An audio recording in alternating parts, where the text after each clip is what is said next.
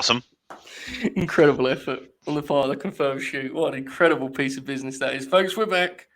Another Grin Grappler, a very special edition of the Grin Grappler. This was a controversial month for us at Grin Grappler headquarters. There were many active dunks on the fact we were even doing a Bret Hart show, which I found to be somewhat personal. There was some infighting within the men you see on this screen right now. Mm-hmm. There was much discussion, much debate. We went in a particular direction, which we'll get to in a second. But first, let's get to our expert panel. The Oracle of Wrestling. You're back again. You're sporting an injury. Mm-hmm. Tell us about it, pal. Well, if everyone watched the 31 this evening, there was a snub at the end. And I reached out to one Bobby O'Neill about this snub. And I was home when I did this. And it was odd because he's traveling the Midwest on this long vacation.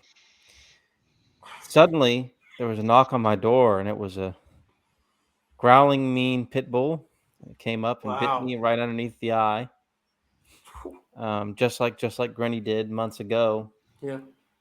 And dropped a letter, a note. It was from Bobby, and it said "fuck you, bitch" on it.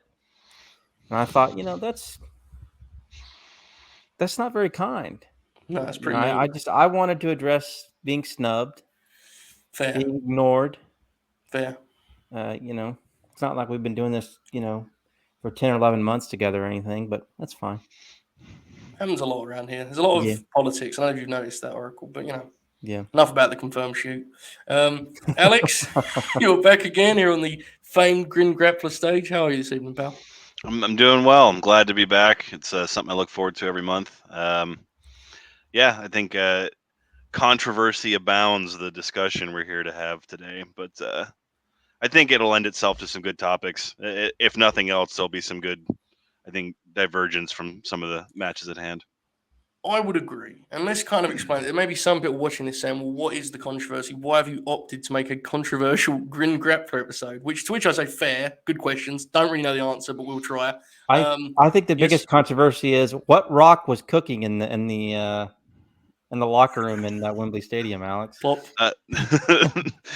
One that kept Davey awake for, I think, the week leading into his match. So it was a powerful one. Listen, enough about. We'll get to Wembley later. I have something prepared. I have a speech prepared on behalf of Great Britain. We'll get to it. It's ahead. Don't worry, folks. We'll get there. Last month we did Terry Funk, and I think that was our best Grin Grappler episode. It was a very joyous occasion. I thought, we had a wonderful time, and now we're going to heat things up a little bit. Bret Hart, of course, won the poll. We were all slightly reluctant about the idea of him winning the poll, but we kind of knew he was going to. He did. Many people were very mad about this. There was a lot of aggression. Some vile DMs were sent my way regarding the Hitman. And we said, let's do something different here. SummerSlam's coming up, and I think Bret is probably the SummerSlam wrestler in my mind. I'm sure some, kid of today would say Seth freaking Rollins, but they can go fuck themselves. Bret the Hitman Hart, right? Bob would say Brock Lesnar. And Brock, I think you could make a case for being number 2, but I agree that Bret takes the throne. Yeah, and there's something like there's a allure to the old school SummerSlam, right? Like the way it looks visually. There's something to be said for it. We'll get into that as we go. But so basically, we did a SummerSlam edition, and this is immediately controversial because a month ago, Alex had one clear point, a clear disclaimer regarding a Bret Hart episode, which was no Wembley Stadium. And I knew that whether I wanted to do Wembley Stadium or not, if we're doing SummerSlam, we're doing Wembley. We have to, right? So this start there, Alex, without getting too much in it because we'll review the match in detail later, but did you already feel you were fighting uphill when you found out about this SummerSlam gimmick? Where do you stand on this, before we begin here? Oh, no, I love it. We'll talk about Wembley when we get to it, but okay, so it may be, it's not a hot take, but it may seem unconventional, but ever since I was a little kid, to me, SummerSlam was the biggest show of the year. I know that WrestleMania is and the way the narratives were built around it and everything, but there was something about SummerSlam, especially growing up in America where it was still part of summer break. So I could stay up as late as I wanted that night and watch SummerSlam. And especially the time frame when I was a kid, the build to SummerSlam, if you look at 94, 95, 96, 97, 98, the build to those shows was a lot better than the builds to the WrestleManias of those years. So it was it's something I have a nostalgia for, but also it is this show that comes along also with no real sense of pressure that it seems like WrestleMania is almost ruined by, and like SummerSlam always delivers bangers, and it seems like um, it's just always a fun show, even down to like the color palette and everything, always being bright and like poppy. And it's so I was excited to hear about the SummerSlam idea, and then of course Bret being one of, if not my favorite wrestler ever. I knew Wembley would come, so I tried to take like a different approach to my notes I took for it, so we can cross that bridge when we come to it. But I did, you did throw me a bone. I know it was between there was a few other matches we could have done, but I did request if we were doing Wembley that we included the Doink Lawler match from '93, which I'm a huge fan of. So I will take that. Well, I'm nothing if not fair, Alex. You know that about me. I'm very famous. Cruel but fair. Yeah, there you go. SummerSlam is a really interesting event. I did a feature for Fightful a couple of years back about it's become really interesting nowadays because WrestleMania has become the show that everyone has to be on. So SummerSlam, in its own strange way, is like an old school WrestleMania where it's actually selective. It's like the actual top guys in singles matches and such, marquee matches, which has been a really kind of fun trend I've found the last maybe 5-6 years. Oracle, SummerSlam memories for you, pal. Go ahead. Oh, many of them. Hopefully, I have some good ones coming up here. It's a whatever card, but I mean, I'm honestly excited to see Bianca Becky live. I think that match will be great again. I agree. I saw it last year. It was quick, but it wasn't too bad. Okay, all right. Take it easy there, pal. God, that made me so mad. But it's so stupid to get mad at wrestling. I love SummerSlam. It's always been like the Rumble's probably my favorite WWE pay-per-view. Just because like the Rumble matches itself are always something that I just look forward to. But in terms of like cards overall, SummerSlam was always like my favorite. It was a little bit different for me because when I was in school, I always started like between August 5th and August 10th. SummerSlam was like, it was kind of like school had already just started. So in a lot of ways, SummerSlam kind of signified the end of summer. Like, either school was just about to start or like, I'd only been in school for like 2 weeks. So it's kind of like the last two Raw of summer. But I just remember, it's funny. I'd been a fan for almost 3 years before I saw my first SummerSlam live. So I started watching January 2000, and I didn't get SummerSlam 2000 because we just moved from South Carolina to Tennessee. No way was Dad going to pay $60 for a pay-per-view or whatever a month after moving. And then the next year, we didn't pay for a pay-per-view for SummerSlam 01. I don't remember why. We just from memory, that was a crazy summer in and of itself. But we finally got it in 02, which was like one of the great builds ever. Yeah. It's like a Criterion Collection wrestling event. Yeah, it just an incredible show. Of course, HBK's in-ring return, which, I mean, whatever. That I have mixed bags about that match, but at the same time, like the whole undercard was great. You had Eddie Edge, RVD Angle Ray, which was like maybe one of the best openers ever. Yeah. There you go, Benny and RVD. But you know what? The thing about that match I remember most is RVD's ponytail finally came. Dude, yeah. By the end of it, he was just like blown up. And like the first time in the history of RVD. The history of RVD. in the history of the man that his hair was let down. Because I remember we were all like, because me and my brother and cousin were all like little, so we were like, look at RVD's hair, his ponytail's coming undone. I watched that SummerSlam at a Hooters in downtown Austin. It was shortly after we moved to Texas, and like, as I'm sure y'all remember, they built the main event like it was a fight. Like they did. Yes, they did. They did like the whole like sports package video where Brock was like in the ice and shit. Yeah, and then like the people there treated it like it was a real fight too. That I remember the place was divided.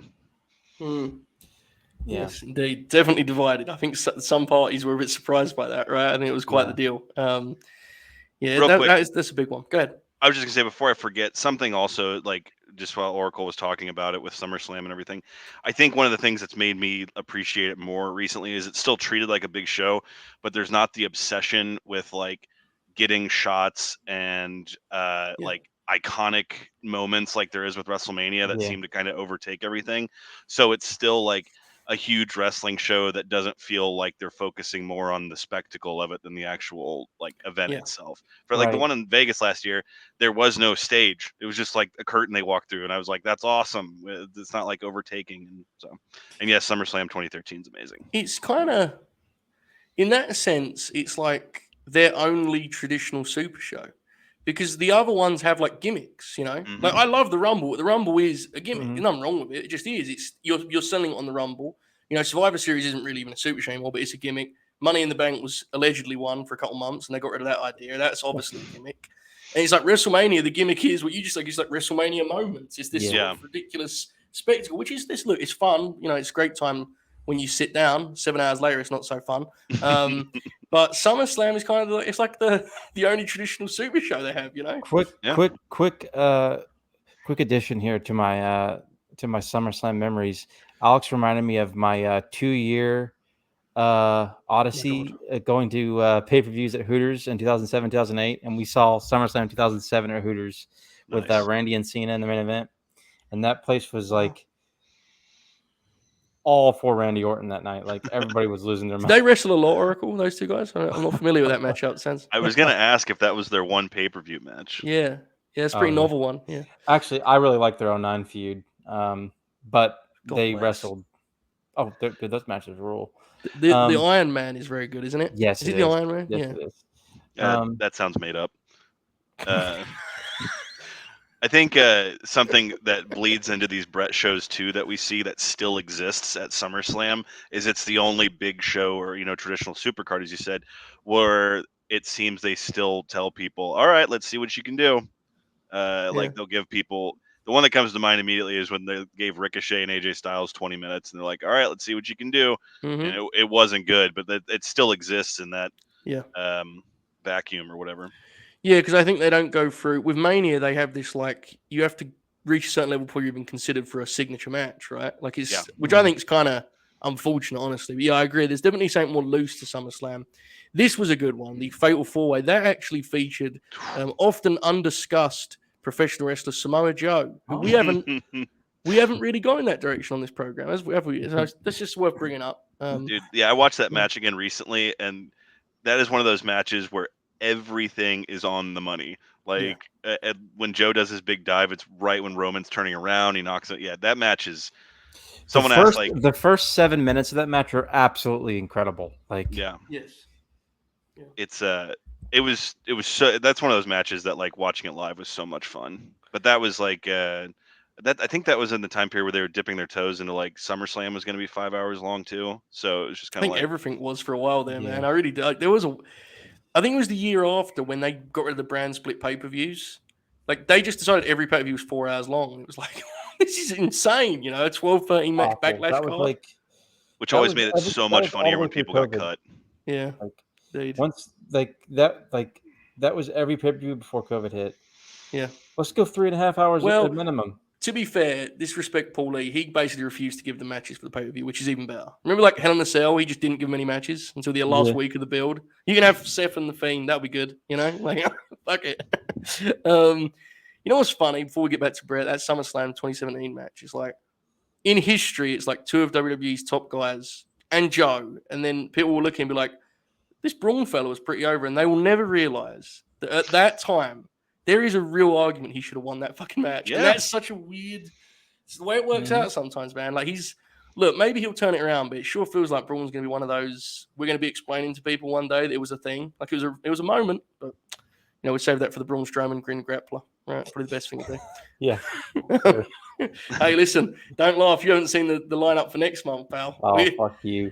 We were in some danger. I had to get through some... I was choppy fantasy waters. booking one the other day, so one of these months we got to get Terry Gordy on the. I have like a lineup for him, so if we can at least get him on the poll. Oh my God, we have a lineup prepared. Okay, we'll make sure we'll rig that one. Executioner versus the Undertaker.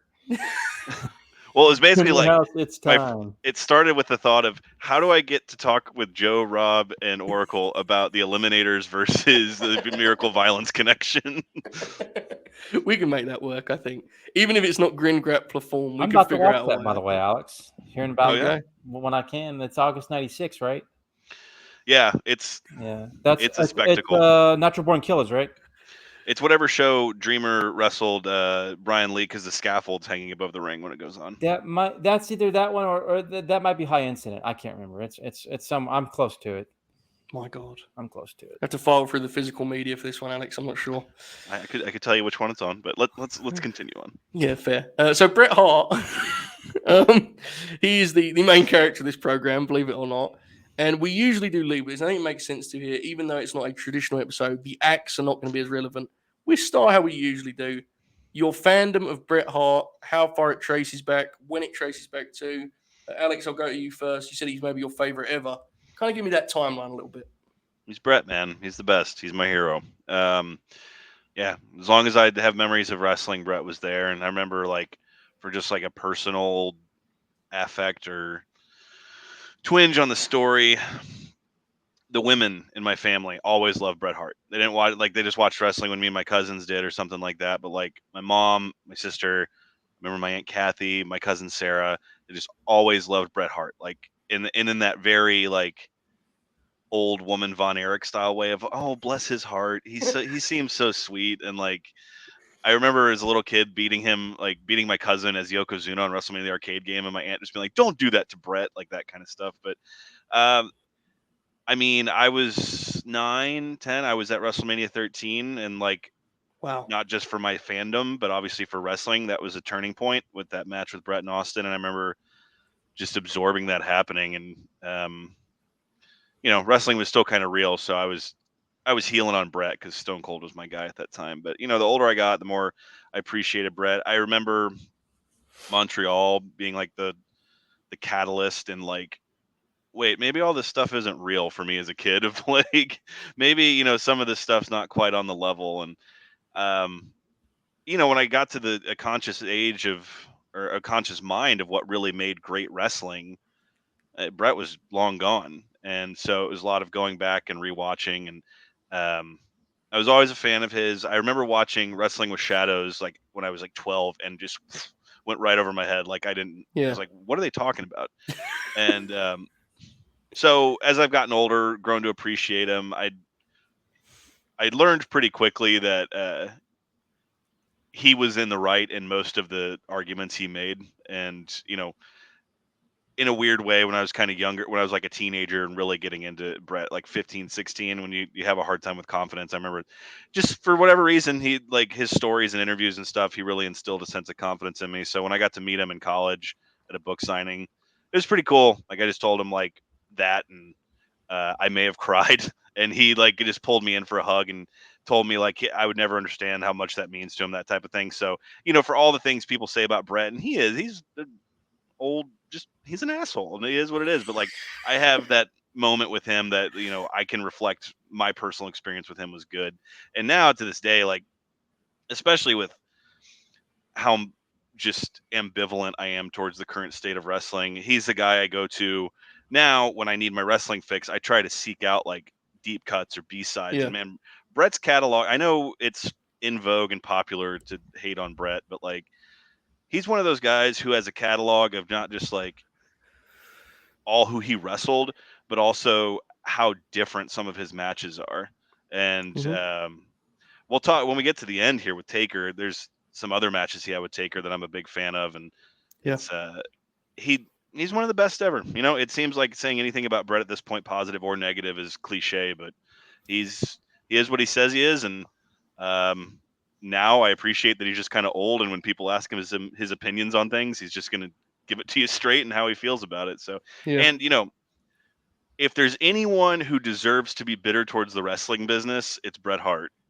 Yes. Took everything from him. And watching the last match we watched, it was like all those guys are dead. Those were all his friends, and they're all dead because of this fucking circus that all these guys do. So be bitter, Bret. Tell Seth Rollins he sucks. I love Goldberg, but call him an asshole some more. Tell him he sucks. That's fine with me. There is for anyone that hasn't read Bret's book, I can't recommend it enough. I think it's one of the great wrestling books. But the opening of that, where he talks about, he's seeing the ghosts almost, right? It's all running through his mind as he goes up to make a speech. And it is one of the most striking kind of wrestling tales I think you'll ever read. It gives you some perspective. There's like a 4 or 5 year stretch there, man, where he's just like, it couldn't go worse, possibly. So absolutely, I couldn't agree more. I didn't realize there was such a personal connection. That was something that was interesting. Oh yeah, Oracle, love him. I'm assuming you did not hug Bret the Hitman Hart at any point in your life, but nonetheless, your memories of him no, anyway. Considering when I just stated several minutes back that I started in January 2000, that was like he wrestled a couple more weeks after his concussion with Goldberg, and he was done. So he literally was out the door right as I started watching. My first introductions to Bret were basically, so I would go to like Blockbuster or Hollywood Video or whatever and just like rent like old WWF VHSs of like shows or whatever. And I remember getting Rumble 95 several times, WrestleMania 9 several times. So basically a bunch of shitty pay-per-views that nobody else wanted to get, that I That's what he was the guy. For some reason I would pick those. I mean, there were a few others I picked that had Bret on it. But really it was this DVD that came out when I was about 13.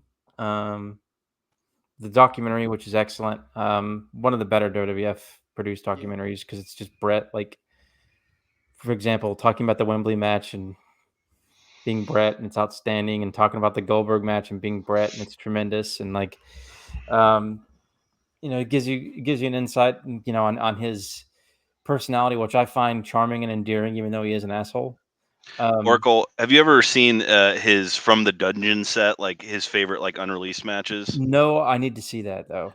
There's his match with Tiger Mask 2, who Misawa, of course, is on there, and it's Bret. I didn't mean to cut you off, but it fit in there because he is very Bret about Misawa. He was just like, he's just prima donna, didn't want to do anything, and it's hilarious. It's the one match with two of like who most people would probably have in their top 10 wrestlers of all time, and Bret's just like, he wasn't that good. That's incredible. Like, and that match catalog that he personally selected on that DVD, I watched that. I watched all the matches, and like, he picked a hell of a great selection there, and like, that kind of introduced to me how great a worker he was. Further DVDs and WWF home video stuff over the years I got, and he's of course in a bunch of that stuff, and he especially got to be on more stuff once he came back within the good graces, I guess, back in 2010. But I mean, in 2008 we did a Smarks Choice Top 100 poll for WWF matches from 84, or actually might have been from 78 onwards, or whenever it was that WWF or whatever Titan Sports. I can't remember what it was. Now I'm going on my Oracle tangent, but so it was just basically watching a lot of things just off of DVDs and YouTube and stuff. And then of course in recent years, just catching clips and stuff and just popping at his personality, and I've always been a fan of him as a promo, actually, because the Hart Foundation stuff was fine because that was more cartoonish. Even with Bret, he was like a lot of yelling and shit. But once he becomes the guy, and they're on 1993, and he's really just kind of really himself. He's really authentic. His promos themselves aren't necessarily great, but he's always believable, and he's always somebody you just like buy everything that he says. I always loved his promos in the Owen feud because he seems so sincere. The promos in the Austin and Shawn feuds and so on. Yeah, absolutely an all-time great. Envious that I didn't get to see him, but I was just born a little too late, I guess. But I mean, just absolutely one of the best ever for sure. The promo thing is so interesting because it's like I get why he's not conventionally like great. I understand it, but he's so unique in that he feels like a real human being in a time when no one in the on the show Mhm. feels that way. Right. Like, Especially in and WWF and the yeah, fucking it's new generation. like he's strikingly real even today. And when you look it through the lens of 80s and then 90s WWF, it's like it's crazy to me. Like people I don't think fully appreciate now that everyone just views him as a legend and an icon. It's like it's kind of crazy what he pulled off with his style of personality, being like a genuine top guy. Now people can what kind of draw he was, but like, hey, look, there was guys that did worse that followed him, right? Like it was a tough time. It is what it Let me say is. one thing about Bret. He was a legitimate draw in Canada and Europe. Yeah, Europe Um, was crazy. yeah, He was like he was a like rock star. a tremendous draw in Germany, like Yeah. shockingly so. Mm-hmm. And of course, It's obviously like Canada. he But had that fucking ballad that actually made the charts in Germany. Yeah. The Never Too Fucking Late to rules. Say Goodbye or whatever it was that Mhm. Simon Cowell produced. Pop. Nuts. he Layers also there, had one of brother. the great videos ever for the Shawn match, Iron Man. You start a fire me, start a fire me. We got a rendition of this a couple months ago on the Historical Oracle. I was hoping you'd bring that back. All right. Yeah. For me personally, obviously, I never got a chance to watch Bret in real time. I went very much through, and I think some of you maybe relate to this. I don't know if you two will necessarily, but I definitely went through that like phase of like being in love with the moves and like today's wrestling. Like the guys can do so much cool shit, And at that part of my fandom, I definitely was not like blown away by Bret at all because he's so fundamental and the stories and such. And then once you kind of realize what it is about wrestling that's actually connecting with you, and it isn't the fact that it's the guy can do a 630, and you're like, you realize what it is that actually, gets you. You can watch Bret's matches through a different lens. There are a couple on here that I will say are like some of his most celebrated matches that if you watch them as your first impression of him, I do think can give you an unfair perception of his work. Because there's one that we all view as divisive because we're deep in the like kind of nerd bubble that is considered a classic. And I don't want to spoil anything, but that shit can be excruciating, especially if you're watching it as someone that's not watched any old wrestling, which is something I experienced. So we'll get there. But he's definitely one of my all-time favorites now at this point. I think there's something very unique about who he is and what he represents. Alex, you talked about kind of instilling a confidence in you. You can actually take like meaning from what he says about his career and some of the lessons he learned. There's something very personable, relatable about him that honestly I find in very few wrestlers. And I'm not trying to kind of make a god of the guy, but there is something that if you like Bret Hart, you like him in a way that very few fans like their favorite wrestler. There's a Correct. genuine admiration there. And a reverence that I find to be very, very special in professional wrestling. So he's a big obviously part of that for me was also his book, as you mentioned. Yeah. He turns the mirror on himself as much as anyone else in that movie. So Absolutely. I think, or excuse me, that book. Wrong podcast. But I think that did a lot for me because so many wrestlers are so self-serving. I was the best. This guy was the shits. And Bret, in that, he's obviously very confident about his work, but him as a human, at no point in that book does he act like he's better than. And I was like, oh, cool. He's a guy who fucked up and can admit to some of his mistakes. So. And I that's always something like when that's sorry, good. No, go. I always You like good? when he gives like his genuine like personal sort of, not that he has to, but sometimes he like what he said about Razor after Hall died. Yeah. Like Dude, his eulogies are he's always always so tremendous. genuine, and it's always so heartfelt and like he doesn't hold anything back, but he doesn't, he's so honest. He's also like very influential in a range of ways. I mean, obviously, guys on TV now basically do like full-on tributes to his matches, which is one thing. But like, he definitely looked at wrestling a way that has since become the norm that wasn't the norm then. Like, he really enjoys the art of wrestling and what it means to tell a story. And he wasn't afraid to really think about a match rather than just being, let's call it in the ring. That's why him and Flair would often butt heads, right? Flair's like, he's go, let's do this, that. And Bret wanted to be more kind of cerebral about it, ironically. So, I think in that sense, he kind of, it's easy to forget how much he was an outlier in that regard back then, which, we'll kind of talk about as we go here. So it probably makes sense at the half-hour mark to get into match one. It's a big episode, man. It is, man. SummerSlam and Bret Hart. Absolutely, I agree. We're not doing 3 acts here. I think it's fair to say if we was to with Bret, it would be like Hart Foundation, the kind of IC title like era, I guess would be the best way to phrase it, and then like top guy of the promotion, which is kind of how this vaguely works out in kind of different form, right? Is it fair to say that would be the kind of 3 acts we'd go for? Or yeah, it's like, what do you think? Yeah, the way it's structured is kind of like preliminary guy transitioning into the spot, and then the guy. And for Bret's specific story, we get the hilarity of '93 where they try to just sweep him under the rug, and it's so obvious that he's still the fucking star of the show. Yeah, absolutely. Oracle, would you be fighting me about trying to get some Stampede in there? What would be the deal on that front? Would you be very aggressive on that in that regard if we did a traditional Grin Grappler for Bret? What do you think? I haven't seen much of Bret's Stampede. I probably would be like, let's get one of those Luger matches on that. Yeah, which that would have been a hill you would have died on. Man, those are really good TV matches. I'm joking. I was a joke, but I mean they are really good matches. Yeah, but is that what you'd ended on? Or he had a good match with Booker T on TV. Yeah, the Booker match was great on Nitro '99. That match was like legitimately great. Listen, not going to go there. Not going to go there. Bonus features. We could do some WCW. There's no way if we all love this man. We had 6 spots. We're gonna be like, hey, this Lugs match from Nitro is killer, man. This is a spot. We can't do it. Hey, man, that Luger match from Nitro made the top 100 WCW matches of all time. Yeah, but still, like, it's not in the same pantheon as like even the big celebrated match Bret had in WCW. To me, is not on par with like. No, I agree. I agree. Like the Nash No Holds Barred or something like that.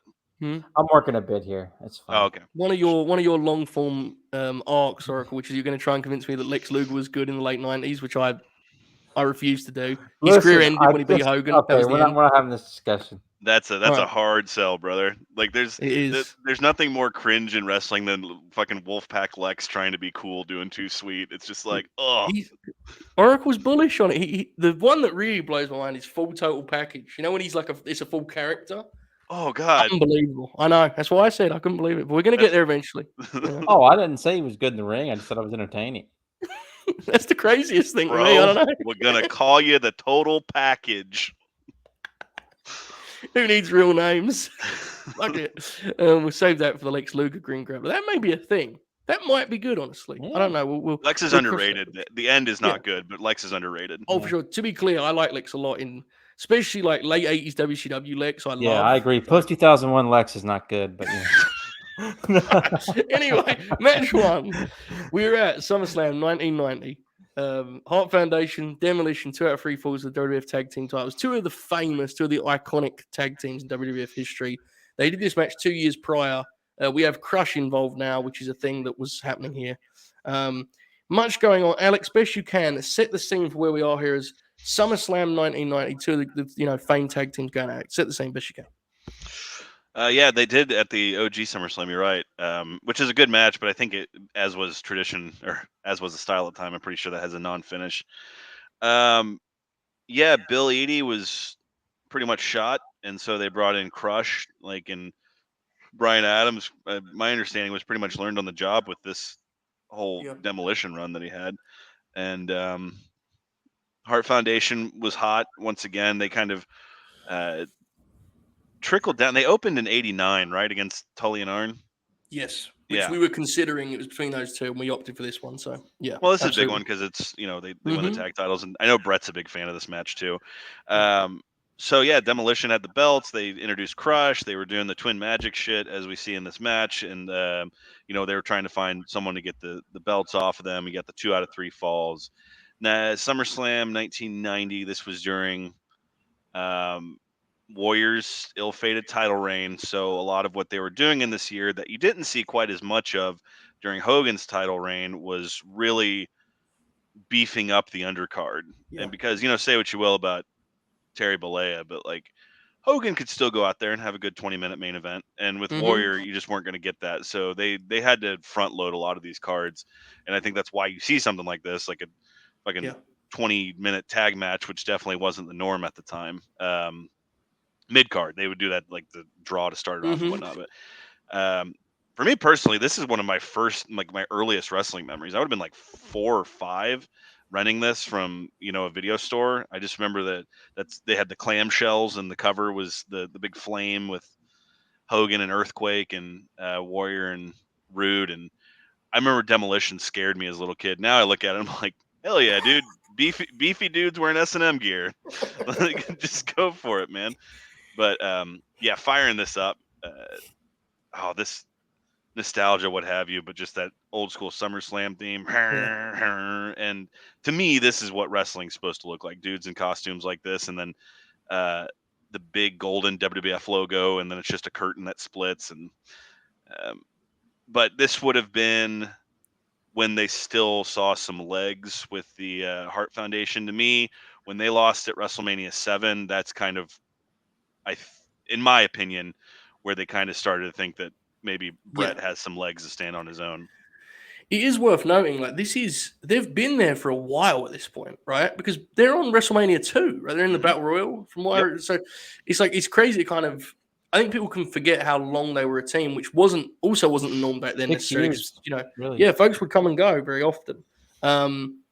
We get some pre-match promos here that are, to use Oracle's word earlier, colourful. That's the word we're going to use to be polite.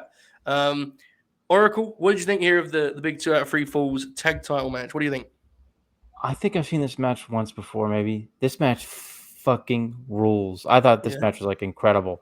Yeah. I was actually shocked at how good it was. The crowd, like, dude. Oh yeah, the crowd was like, the layout was just amazing. Like, I don't know, it was just like the way that they paced it, the crowd, the layout, the way that they like did the falls. I really liked that they did they timed all the falls out really well. I really liked that they did near falls in the first fall. Yeah. Like, and then had the demos, go up one. The Twin Magic stuff with Edie running down was great. The Road Warriors coming down to Mega Pop to help on that ringside was awesome. I forget how good WWF production was at this time. Yeah. The production was so good. I don't know whatever happened to that dumb beaver, but I'm sorry. He still has his moments every now and then, but you're exactly right. You watch stuff like this, and a lot of the ways like Hogan shit was shot, it's like, man, this dude knew what he was doing. He just, started sniffing his own farts. I take 2 shots at that guy, but from what I hear, he's such a piece of shit. Yeah, I just don't care. But it's just weird because, especially in the '90s, the production was so damn good. Yeah. Especially on the big shows. But yeah, this match was fucking killer, man. Like, this match ruled. Absolutely. What do you think of Ponytail Bret? That shocked me when he came out with the ponytail. I was like, wait, what's going on? But then he pulled it out, and I was like, you can't wrestle like that, Bret. Yeah. This match was so interesting in terms of structure. Like, they got like a tiny bit of heat on Bret. They teased the Neidhart hot tag, cut him off again, run a Bret hot tag, and went into the finish of the first fall. That was just the first act of the match. It was really interesting the way they played around with kind of, the tradition and the expectation of these matches. And that obviously allowed them to transition into the actual heat segment to kick off the second fall. Alex, what did you think of this one? You said about the nostalgia. What do you think of it revisiting it? Oh yeah, it's tremendous. You did call out the promos. This is one of my favorite Bret-isms that is regularly quoted in my circles, where he, settle down, Anvil, settle down. That's a good one. But yeah, the nostalgia after that wore off, and I was actually watching the match. A lot of what Oracle said is correct. It's paced like a modern match, and you think about Warriors on top at this point in time, and it's like, no wonder the crowd's losing their fucking minds. And it's not at any point exhaustive or anything like that. As is, will be a reoccurring theme. Bret's headbutts and punches are incredible. They just look like $1 million. And like I said, Crush, from my understanding, was kind of learning on the job with this, and I think at one point he does kind of get lost, but everyone holds their own in this, and it's I like the part where they do the double team where Anvil reverse slams Bret, because the crowd's just kind of like, what's going on here? And then when they see it going together, they fucking go for it. Yeah, the finish is tremendous, where LOD comes out, Hawk all natural build, just showing off for everybody. And then it's actually, I don't know if it was meant to be a callback. I hate that my brain's wired like this because of modern wrestling, and I blame Johnny Gargano. But when Anvil does a slingshot shoulder block in for the finish, that was like one of the key spots in their 88 match. So I was like, was this supposed to? Mm-hmm. But yeah, it's awesome. And then I was looking at my notes here, what my last one was. I just, after it was over, I was like, I counted the amount of iterations Crush had in the WWF. He had 6 opportunities to make things work, and it just never happened for that guy. And you could make the argument that this is the best match he was a part of, and it was like, during his rookie year. Yeah, it's a hell of a time. I don't mean this is a slight on the match because I loved it, but the crowd definitely, like, if we were starring, it adds a full star. Like, it's to the point where on like Hart Foundation near falls, they boo because they're like, "Fuck this!" They should have been free. Like, they're mad about it. That's honestly, it was as hot a crowd as I think you'll see for a tag match in WWF history. Genuinely, I mean, maybe I'm like forgetting of it because remember, like, this is not. I don't want to slight the TLC matches, but it's like that's a different kind of reaction. Right? It's like it's a stunt show basically. This was like emotion. It was pretty striking. I thought. I don't know. The only one that comes to mind immediately is World's Greatest Tag Team against Kidman and Ray. I remember that was like one of those, they worked like people into a fucking frenzy for that. But yeah, my only other call out was I forgot Demolition still had their fucking awesome theme song. They didn't yet have the spooky Nightmare on Elm Street music that they came out to. I will say, I don't want to ruin anyone's fun, but the Oracle of Wrestling, I don't know if I can co-sign this twin magic business. I don't know, man. I don't know. You're not fooling me, you know. They did a switch here. And firstly, come on, guys. At least just match the paint for one night. But nonetheless, Roddy Piper, who has watched, he has literally watched and commented on the fact that this is going to happen. He has seen him run out and go under it. Immediately says, "How can you tell?" And he did not say it in like because he's not even really a heel. He like genuinely was asking me, it's like, "How do you know?" "I don't know, man. We just saw it." What are you talking about? That was a little stretch, I have to say, but maybe I'm being unfair. Not to mention that Edie's like exactly. Hebner was his guts a little bit more, you know. Hebner was too preoccupied with which bootleg merch he was going to sell out of his car in the parking lot. You just spoke to at least when God bless the Bellas, at least when they did it after, there was a divide in their appearance that, they would at least do things to make it seem like, they were they would other. acknowledge it. Absolutely. Yeah. Alex, have you ever spoke to Bob at length about Earl Hebner? No. There was one time, right? We were doing a TNA watch along. We were about 2 hours in, and I was kind of losing my mind because we were watching a TNA pay-per-view from 2007. It's just Bob and I watching this thing. Whew. And Bob began to sort of like lament. He was like just kicking the shit out of Earl Hebner. I was like, "What's the deal? What's the issue?" And Bob just said, and it sticks with me forever. He just goes, "I don't know, man. He's a weird guy." And I was like, I mean, yeah, but like we're watching a TNA pay-per-view together here for wrestling podcast content. I don't know if that's where we should draw the line, Yeah, I can hear Bob saying that too. That's tremendous. We'll save that for the old Hebner Grin Grappler for another day. He gets involved here. They're trying to hold on to the tag, and he kicks it away. Classic Hebner. Speaking of such, I do love that spot early where Demolition tries to cheat, and Hebner cuts them off, and it allows the Hart Foundation to do some tandem offense. That's tremendous. I love stuff like that. Very cool match.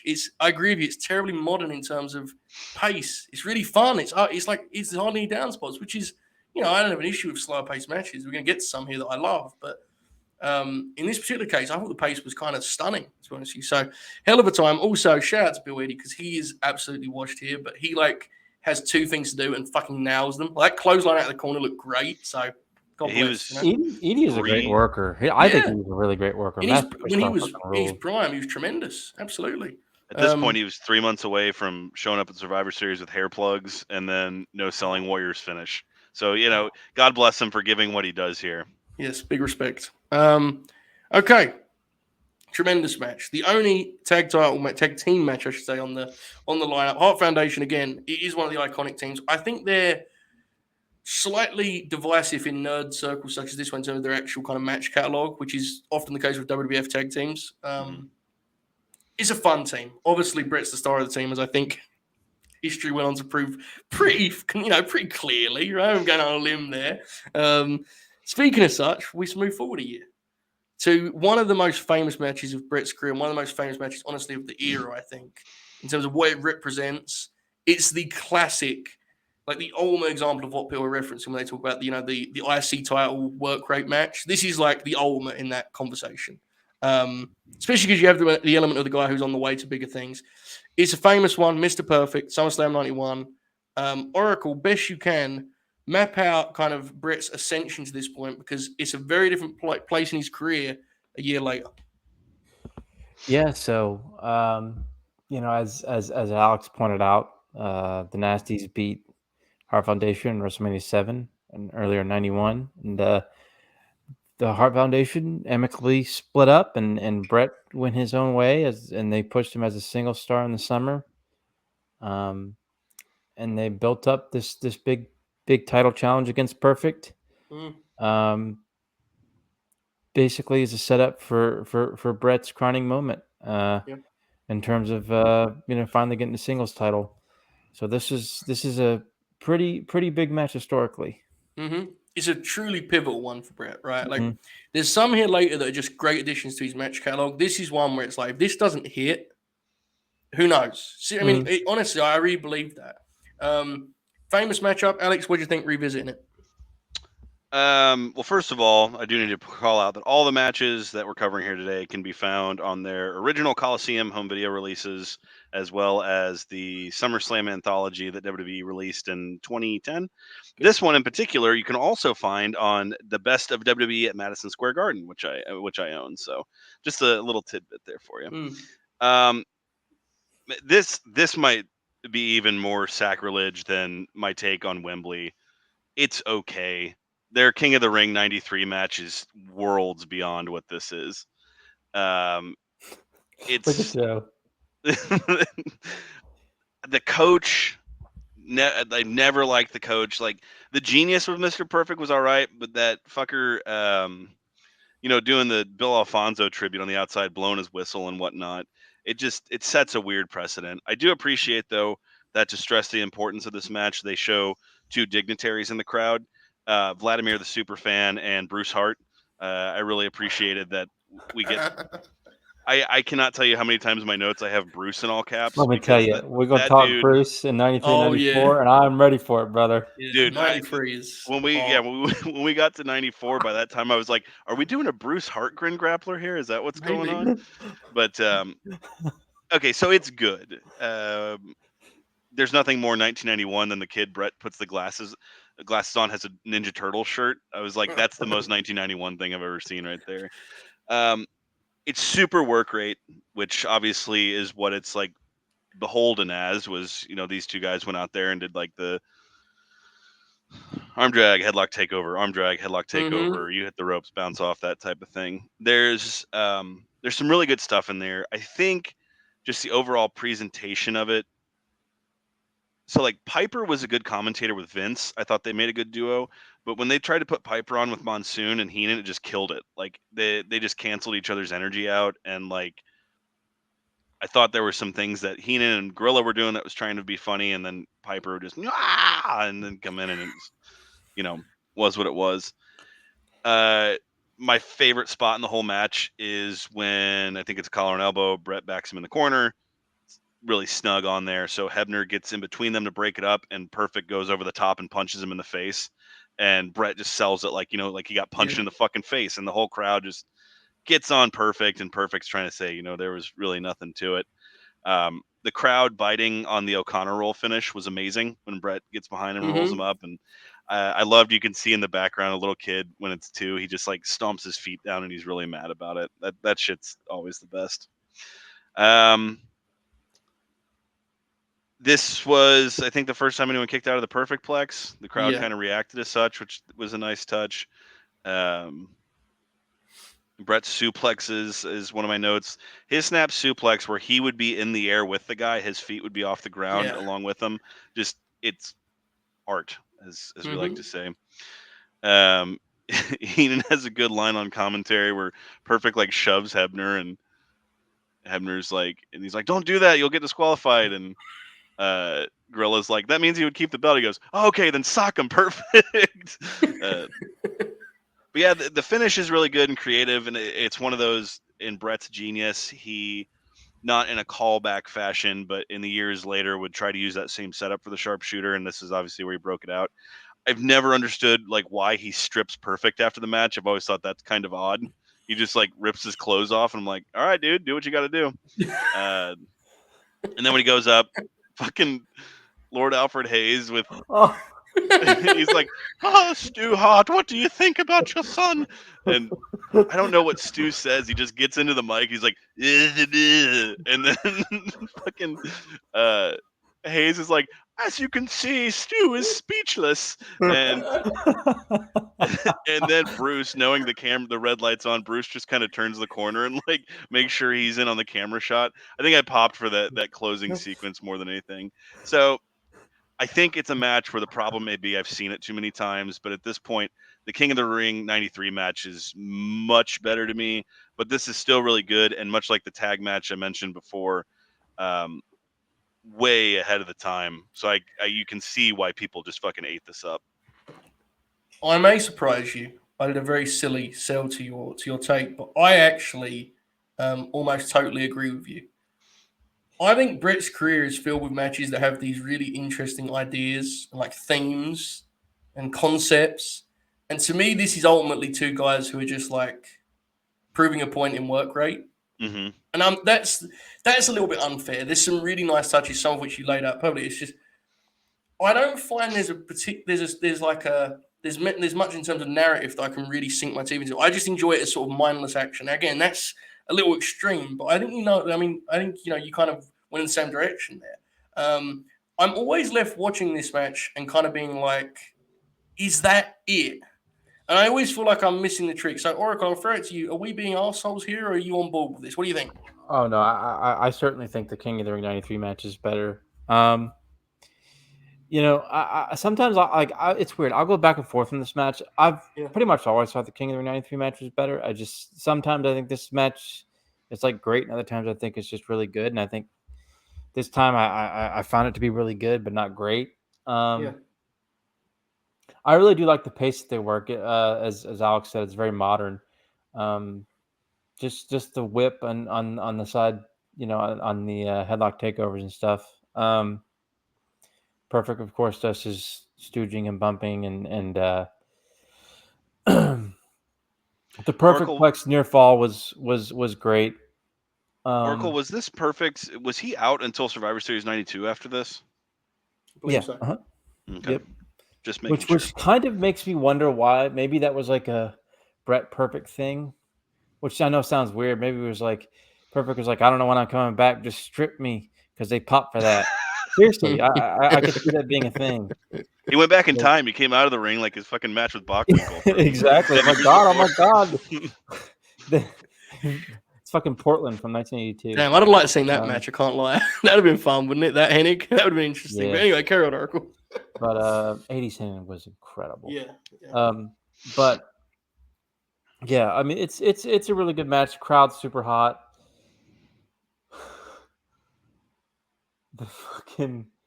The post match is just, it's one of the funniest things I've every time I see it, it's so funny. Alfred is just trying to interview, and like the best part is when he cuts Stu off because Stu's not, Stu's indecipherable. Stu looks at him like he's gonna kill him, like he's gonna put him in a hole in the dungeon for a second. He's tremendous, so man. But the match is very, very good. Like I said, I go back and forth on it. I do prefer the King of the Ring '93 match, but it's an excellent match. It's a historical match, and it's an important, it's an important match. Absolutely, and it absolutely hit. It hit every right note for the time, and really elevated and honestly launched Bret. Because after this, he was 14 months before he won the title first time against Flair, which it's on Smack 'em Whack 'em, which I got on VHS, rented on VHS. I think I may have bought Smack 'em Whack 'em when I was a kid. When that's what it was called. Alex, you'd know this, right? Yeah. The Bret title victory was on Smack 'em Whack 'em. Think of how insane that was. So there was a time period where the world title changing hands was a home video exclusive. Yeah. Shades of when Samoa Joe won the NXT title at that live event in where was it? You remember that? We don't talk about that much. Was it Massachusetts or something? Yeah. And the crowd. Do you remember the? In all seriousness, do you remember the crowd's reaction? 2016, right? Yeah. What's that? It was April 16. Yeah, they did because they did the takeover match. We should do a Samoa Joe show sometime. We talk about this in more detail. You know. The match itself is on the Best of NXT Blu-ray. Just by the way. The Bret Hart one. They threw it. It was a mistake. They threw it on there. Yeah. You have to click right 3 times on the main menu, and then it pops. Oh, yeah. Bonus features and that stuff. I get it. I know physical media. I know what's going on. All right. In all seriousness, you're right. It's subjectively good. I just think compared to Bret's greatest hits, I think it's slightly slightly simple, I guess, would be the term. But I think the part of it is, you know, we've all used the word modern because it's kind of ahead of its time. I think it popped Bret that he could wrestle someone that would bump and work like this. The pace that Hennig's bumping is like ridiculous, and he's banged up here. You know, he's in a bad way physically, and he's doing everything with full commitment, which is, you know, a credit to who he always has kind of been deemed as a wrestler. There are some great touches. I've always thought the perfect plex kick out is like, it gets a good reaction, but it feels like they definitely could have done something more intricate with that, considering how big of a moment it was. It's kind of flat, I always find. Like the way he hits it, if that makes sense. It makes it a less believable finish to me in some ways. But it's very, very good. As you said, the key is Oracle. It's certainly hit. You know, in an ideal world, perhaps maybe we'd have talked about the King of the Ring one, but that wasn't SummerSlam, so here we are. But it's a good time. If you have never seen it, I think you'll certainly have fun with it. I just think sometimes the hype it gets can make it difficult to appreciate. You know, it happens. But that's I think a closing thought on that is watching it in the context of this makes it stand out more than if you just watch SummerSlam 91, you'll probably be like, fuck yeah. Because the main event of this is Hogan and Warrior against the Triad of Terror. And if you just want to watch for this match, please watch the opening video package because they do the lead in with Savage and Elizabeth are getting married. And Vince then says, from there, nuptials turn to napalm as, you know, and then goes into the main event. It's tremendous. Yeah, it's a good time. In that way, I kind of think it's a little bit like Savage Steamboat, which to me as a big fucking nerd, it's like, I don't see that as being on the level of Steamboat's work elsewhere. Like his best work. I just don't. It's not even the best Steamboat Savage match from like that same year. But if you watch WrestleMania 3, you're going to enjoy it a hell of a lot more when that match comes. You know what I mean? Yeah, I mean, the match is a classic still. But I think it's a good. That's kind of a comparison I made previously. There you go. It's fine. All right, let's proceed here. Match 3. It's time. Oh, it's time to discuss a moment in history. I know I have a lot to live up to here. I know that my nation is watching me. I intend to very much deliver. So, boys, if you could just hold on for a second, I have some business to take care of. August 31st, 1992, the SummerSlam. It was a beautiful summer's night, the majestic Wembley Stadium standing proud as ever. That fateful night, Britain got its Bulldog back. It's often asked, is this what makes Britain great? No, I say. What makes Britain great is the night that the British Bulldog was led by his nose to a 3 3/4 style match with Bret the Hitman Hart. We laughed together. We cried together. We grinned together. We grimaced together. But most of all, we wildly overate our own professional wrestlers together. Rule Britannia. There you go, folks. There it is. Someone clip that, please, and send it to the Rule family. I would like my MBE at some juncture. It's time for SummerSlam 92. Wembley Stadium. Lennox Lewis is in the house. He is. I didn't realize, Joe, you were in the opening video. You're the kid that says the British Bulldog's going to win whether he wants to or not. That's you, right? What an incredible thought that is, by the way. Like, he doesn't want to win, he's just going to. You know? Fuck what he wants, man. That's the confidence that the nation had in him, that he was going to win whether he wanted to or not. You know, I'll often be walking around the streets here of Great Britain and people say, oh, man, you're the guy who talks about wrestling. Remember 92? And I just nod, you know. We move on, move our separate ways. Wait, you're out in the streets in that 100 in that 100-degree heat, brother. I barely moved today. That shit ain't happening. It's this brutal out there. But it's fine. It's late enough. I can move on. Look, in all seriousness, this match is like hilariously divisive. It's become infamous now, which is honestly funny.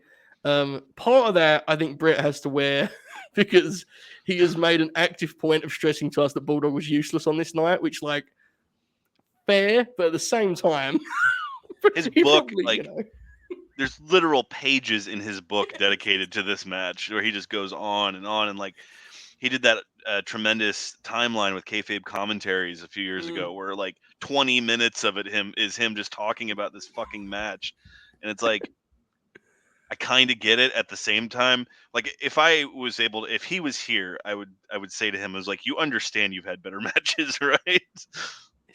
I think he's just so proud of the fact he truly led it. I think that pops him as kind of as an artist, so to speak. I think he just, and again, this is another one of those matchups. And Oracle and I talked about this recently. The December '95 match is better than this. It's another famous SummerSlam match where I think the less famous sequel is quite clearly better. Nonetheless, look, I think I do not believe this is the worst match of these 6. That's my take. I'm leading with that on behalf of Great Britain.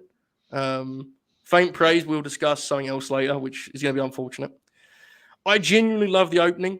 Bret is genuinely great here. He's incredible here. Like the way he bumps the Bulldog and wrestles with such intent. Unfortunately, and once you see it, it's impossible to miss it. Literally, the first half of the match, Bret has to continually grab a hold to explain to Bulldog where he is and what's happening next, which is unfortunate. Not the ideal way to spend, the biggest night of your career. But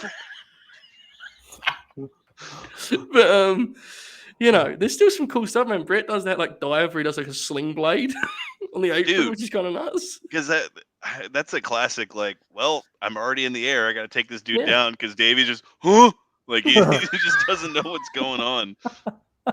That is genuinely what happens. It's incredible. I think Bret does a masterful job of being Bret Hart, but still letting the crowd boo him. I think he's so good in that role here.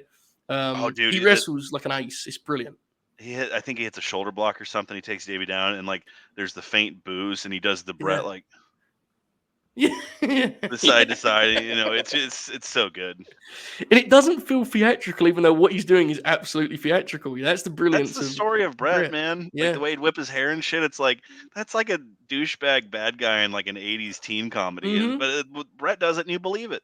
Absolutely. They do have like the big epic finishing stretch here. That's kind of. I think the finish is incredible. All-time finish. Oh, absolutely. Yeah.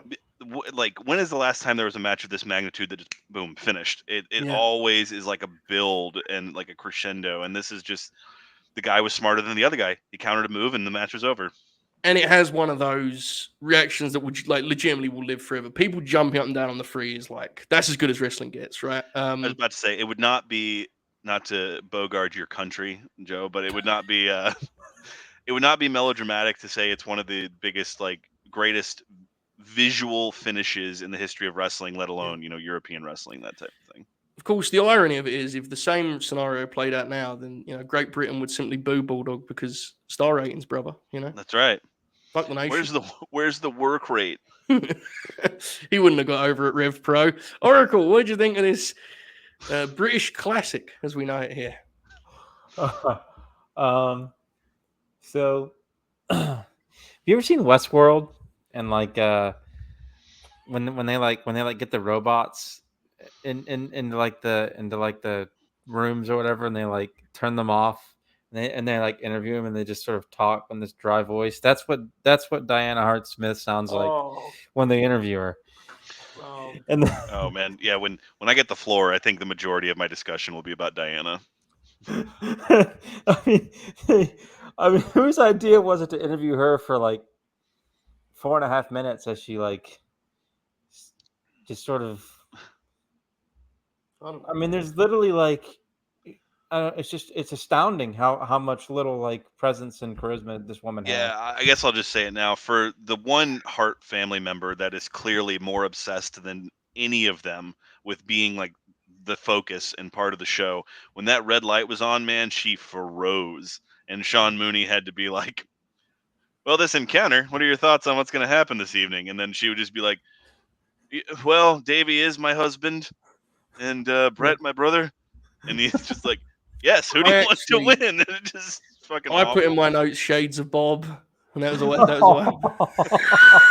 Oh fuck, dude. Okay, retroactively 5 stars if Diana started her answer with, "Yeah, man, it was good." And she had a cowboy hat. Yes. Her fucking Princess Di outfit on. This woman, man. It was a different time. The match was great. Oh shit! Hold up a second. What? You like the match? Yeah, it was real good. Oh, God bless. I mean, it's. I wouldn't say it's the best match on here. It really hurt when Bret had to keep putting the headlock because Davey was, thinking about his crackling rocks in the back there, and I feel like the spot that had to have made Bret the most mad is when Davey just dropped him and crouched him on the top rope. That was wild. Fucking dropped him. Dude, when he set up for the superplex, he just drops him fucking taint first onto the beam that connects the turnbuckle to the post. It was a shoot, man. Fucking Lennox Lewis was there, They really did have a hot finishing stretch. Like they did, Bret kicked out of the power slam.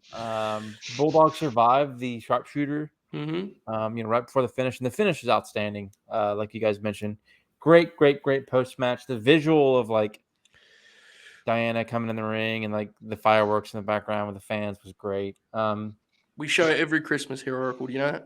Oh, is that right? It's not. It's a Wonderful Life. They just on BBC they show around the clock that match. BBC 1 through 12. They just show. Yeah.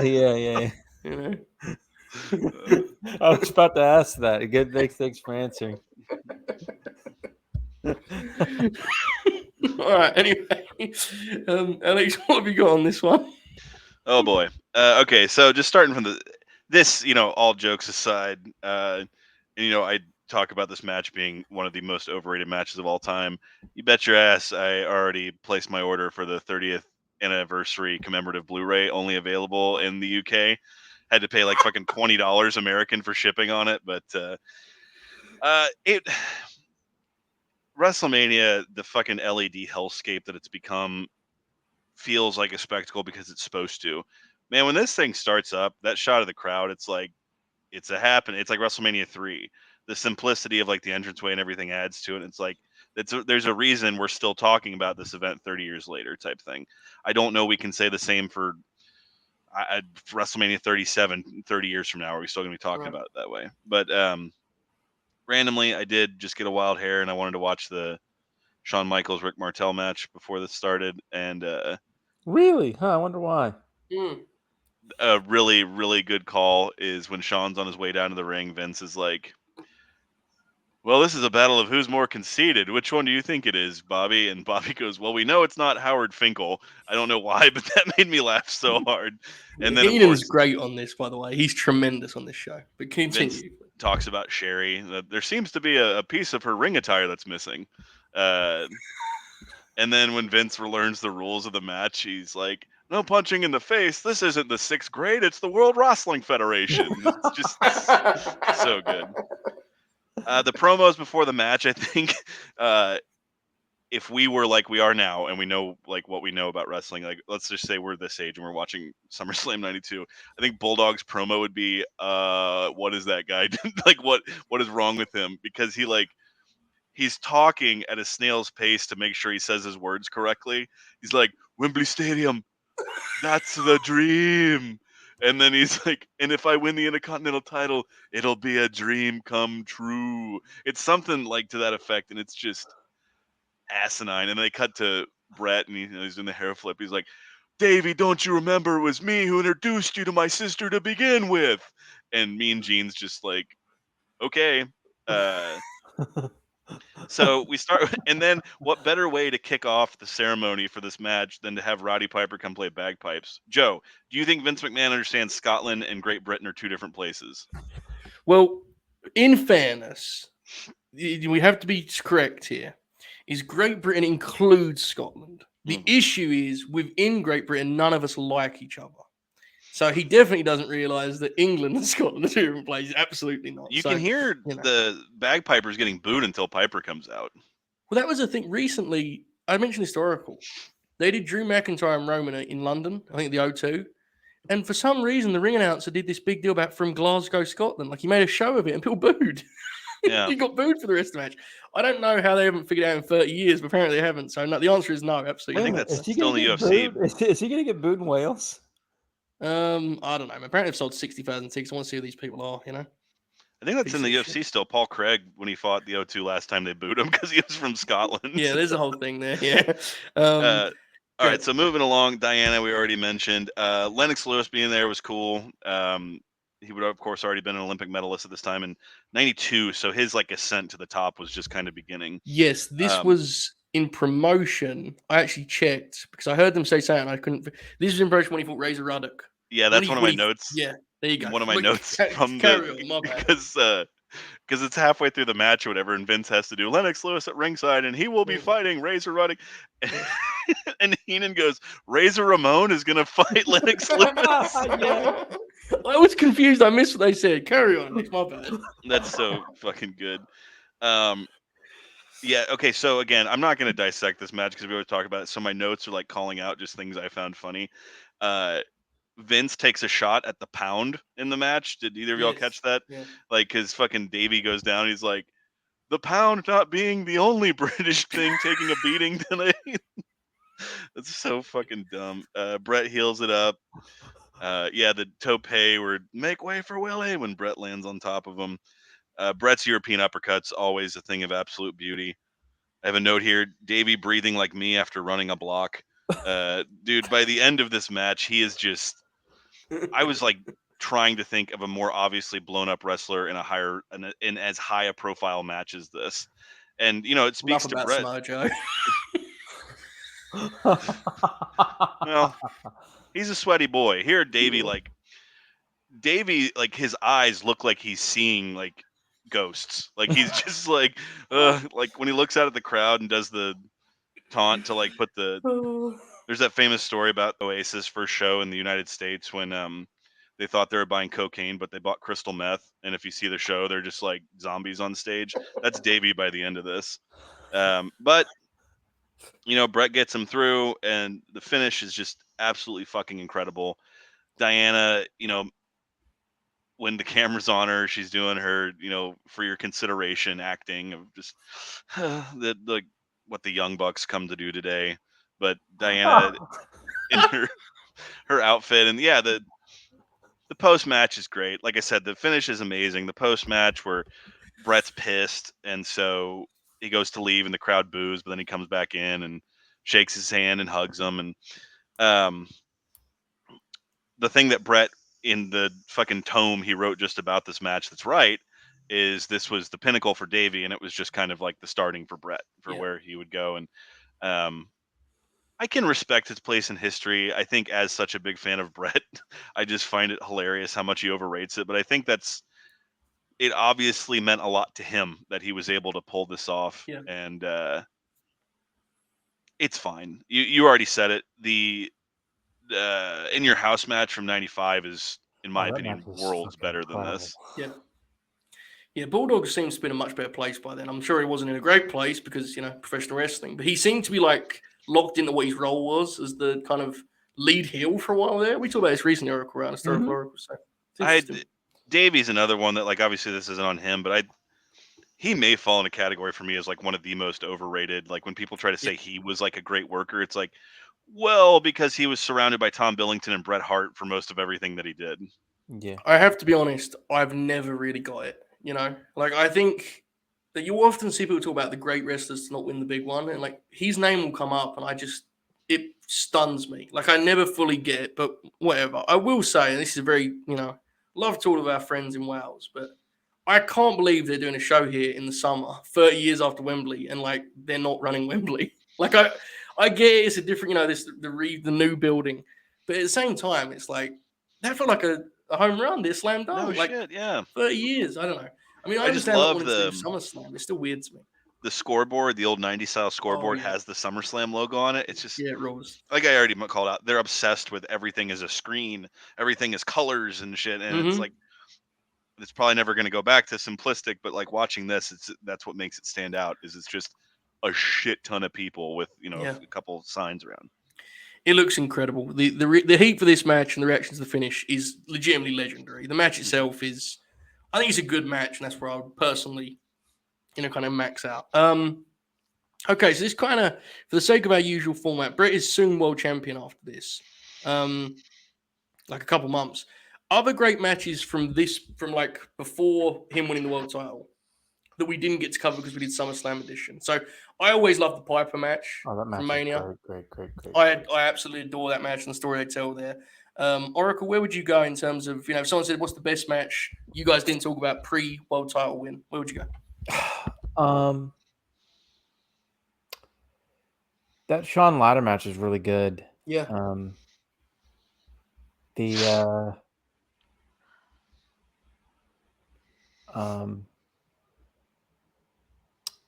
The Rockers tag, where the Rockers win the belts, but it doesn't make air or whatever. That match is great. Yeah. Of course, the Brainbusters tag from '89. I like it a lot. Those are the ones that immediately stick out to me, and of course, like I said, the Piper match, which is that match is amazing. Absolutely. Those are the ones that kind of stick out to me. Alex, which direction do you go in terms of the pre-world title stuff for Bret? Any match you can find they had with the Bulldogs, one of which, a famous Boston Garden match, can be found on the Heart and Soul DVD set. The Piper match is, to me, that's the first match that set the well, you could argue Savage Steamboat, but like in a modern contextualized idea of what the mid-card blowaway match is, that kind of set a bar for that. He's not in it. Hilariously, one of the things that Bret's absent from this era that it blows your mind.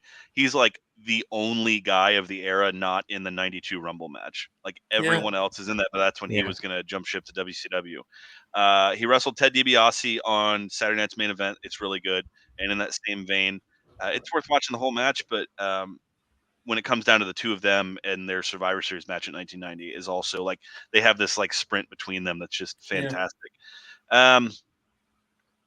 I was going to say at the beginning, and it's available now to watch, but when you said if you've never watched Bret before, places not to start are the Tom McGee match. The Tom McGee match is an interesting piece of business, and it was one of those, like, I had like a party the night that premiered because, like, all these wrestling nerds I have here were like, it's finally going to be available. So we had like a bunch of people over. But that's and they were all people like ourselves that we watched this and got exactly why everyone was like gaga about it. But I can't imagine the uninitiated fucking, Kenny Omega fan that hears about that and watches it and was like, what the fuck is this? But if you're into the machinations that make wrestling, that's very much worth seeking out. Yeah. And he had a match with Andre in '89, I think, in like Italy. Good. That's a lot of fun. Wow. It's no one owned the rights to it, so the DVD copy of it is a rip from YouTube on an actual WWE DVD. They just ripped it from YouTube. Yeah. I mean, I could go on, and yet, like, Heart Foundation, really any of their pay-per-view matches were worth checking out. And Anvil, to quote you, Joe, as history proved, was not necessarily the best worker, but Bret figured out how to get the most out of him, and they had a lot of great matches together. So a lot of good stuff you can find with Bret from this era, and we're not even going to go into Stampede. We're just talking WWF. Yeah. Gotta be said, man. You remember the Tom McGee thing? Like, remember that when the network would have all these like really weird, quirky ideas for us nerds? Dude, it's that match and when they unearthed the last Battle of Atlanta. Yeah. I fucking lost my mind when they got Tommy Rich and Buzz Sawyer. I could not believe that. For a while, they just stopped because they don't care anymore. But they were constantly updating that old school section that was just footage of old school house shows that aired either on the Philadelphia channel or the Madison Square Garden network. And it's just like, I mean, from where we've come from to act this spoiled about the WWE network is definitely something, but it's like we didn't know how good we had it there for a moment in time. Yeah. It's one of those things where, like, I love it. and I will always be appreciative of it, but it will never kind of escape me of like, I still think there was so many missed opportunities in terms of really being creative with it, you know? Occasionally they'll still throw stuff like they've done a lot of 90s superstars on there, which is cool.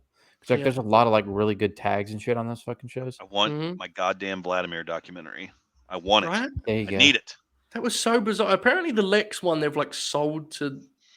Are they using that for A&E now? What are they doing now with that? They've sold it. I'll be curious because that was both the Luger, so the fucking Giancarlo, whatever, the guy who makes the video packages for GCW. They signed him, and his big things were the Vlad doc, the Luger doc, the Tom McGee thing, and then I never watched it, but he apparently made some documentary on Liv Morgan. Apparently that was great. Yeah, I've never seen good. it. Yeah. And then he got canned during the mass firings of COVID, and then they just kind of sat on the Vlad and Luger docs. So I'll be curious to see if he comments on what of it was actually used. But they played the Vladimir doc for like at a theater one time, and so people have actually seen it. And seems even dumber. This is at the bottom of reasons WWE is a bizarre company, but that's just one of the things. It is. It's like at some point you think they just accept how we're all fucking nerds and just embrace the niche, like just give us this weird shit. We like it, but whatever. I'm sure that match I just remembered. Yes, sir. Late '87 Saturday Night's main event, Savage. Bret works over Savage's ankle. That match is tremendous. Late '87, you said? Mm-hmm. Wow. It's also in the. Oh, go ahead. I'm sorry. No, you're good. It's right after Savage turns babyface, leading up to the build to WrestleMania 4. The same Boston Garden House show I plugged for the Terry Funk episode, where it's Terry and Dory against JYD and Hogan. The undercard has Bret and Steamboat in one of their only matches in the WWF. So check that out too. That rules. Yeah, that match is good. I do have to say, I'd be remiss if I didn't. That Liv Morgan documentary is like one of the weirdest things they've ever uploaded because it's a direct critique of like WWE creative. And I cannot believe it got posted to this day. It's kind of fascinating. It's like its own mold of documentary because the rest of their stuff is, it's got WWE all over it. That one feels totally different. I'm not sure how it got through, to be honest with you. I'm sorry. I know we're on a different direction here, but I have to say this because it exists on their network. That fucking Ruthless Aggression series they did. Have you all watched that? Yeah. They proffer that it was Vince McMahon's idea to rebrand the company as WWE. We needed a fresh change. Dude, it was one of the, I like watched it like that. Like even for them, for their revisionist history, I just thought that was absolutely ridiculous. It's like, again, as you say, we accept that they do some revisionist stuff. We understand. We're like, come on, man. Let's just ignore it if you have to. It's outrageous. Despite what Dave Meltzer may say, fucking 70% of their fan base are people that know this shit and know that it's wrong. And so it's like, who are you trying to appeal to anymore, dude? It's just going to be people that get on the fucking Grin and say, did you see what they said? Exactly. Speaking of people on the Grin, we have a video message from our friend Bobby. Now, I do not know what this says, what this looks like. All I can see is the thumbnail. Bob appears to be in some sort of vehicle, okay? He looks like a Twitter post of Kevin Owens. I'm assuming there is some vile comments in here, which is why I took a shot earlier. If they're not, I'll take them back, Bobby, I promise. This is about to go over 30 seconds, which is historic in length for a video message from Bob. So let's get to it. Here we go. It's Bobby O'Neill from somewhere not here.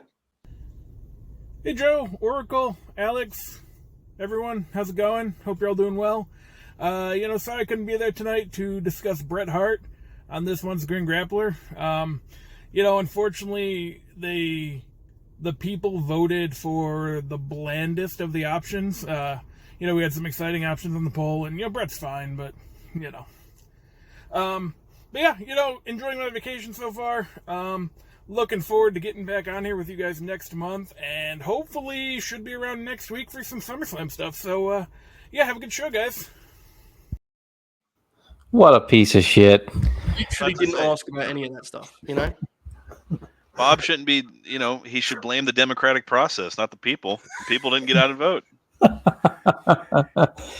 He answered 4 questions I didn't ask. How far up the Capitol steps did he make on January 6th? He explained he was having a good time on vacation. He's going to be back next week. He's looking forward. Didn't ask, bro. Bret the Hitman Hart was the focus. You just buried the guy, I also like that he said, I'm sorry I couldn't make it there tonight, like we were doing like an independent show. That's the video we would have played beforehand. Yeah. Speaking of someone with Bob's politics, Jerry the King Lawler. Oh Indeed. God. And with that in mind, let's move to 1993. Before we do, big shout out to Meech. Great part of our community. He has resubscribed with Prime. Has been subscribed for 2 months. We appreciate you, Meech.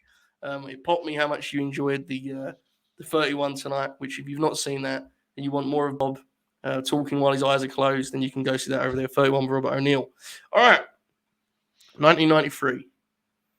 Doink the Clown / Jerry Lawler. There's much here. This is like an angle across 2 matches. It is quite the piece of business. Alex, it feels fitting to go to you first because you requested this. Dare I say you demanded it in your new contract that includes the new render that you've got over there on at Late Night Grin. Talk us through the kind of where we're at this point, and then you can feel free to get into your memories of it because it seems to be something that popped you very much.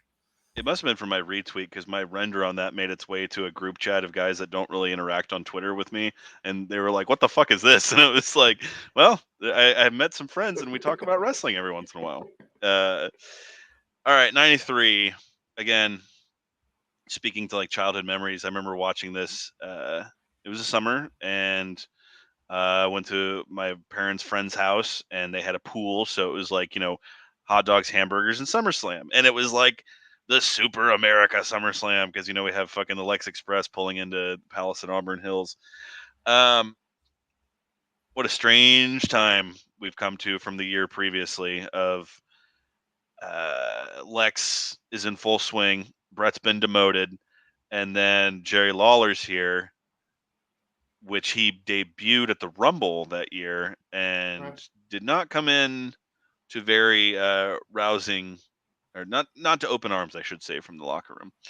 And Bret being one of those people, just because Jerry's business practices in Memphis and whatnot. But he quickly, became one of the top heels in the company. And in this particular match, it came about because he attacked Bret for winning the King of the Ring, and claimed he was the one true king, and then talked a bunch of shit to Stu and Helen Hart, which is always funny to me. This is a match that has grown on me so much in time. To finish the story there, Bret was finally going to get his hands on Jerry, and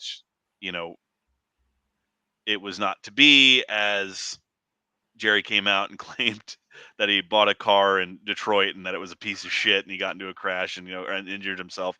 So his court gestured Doink, and this was heel Doink, which I'll circle back to in a minute because heel Doink did not get the mileage it deserved in the history of wrestling.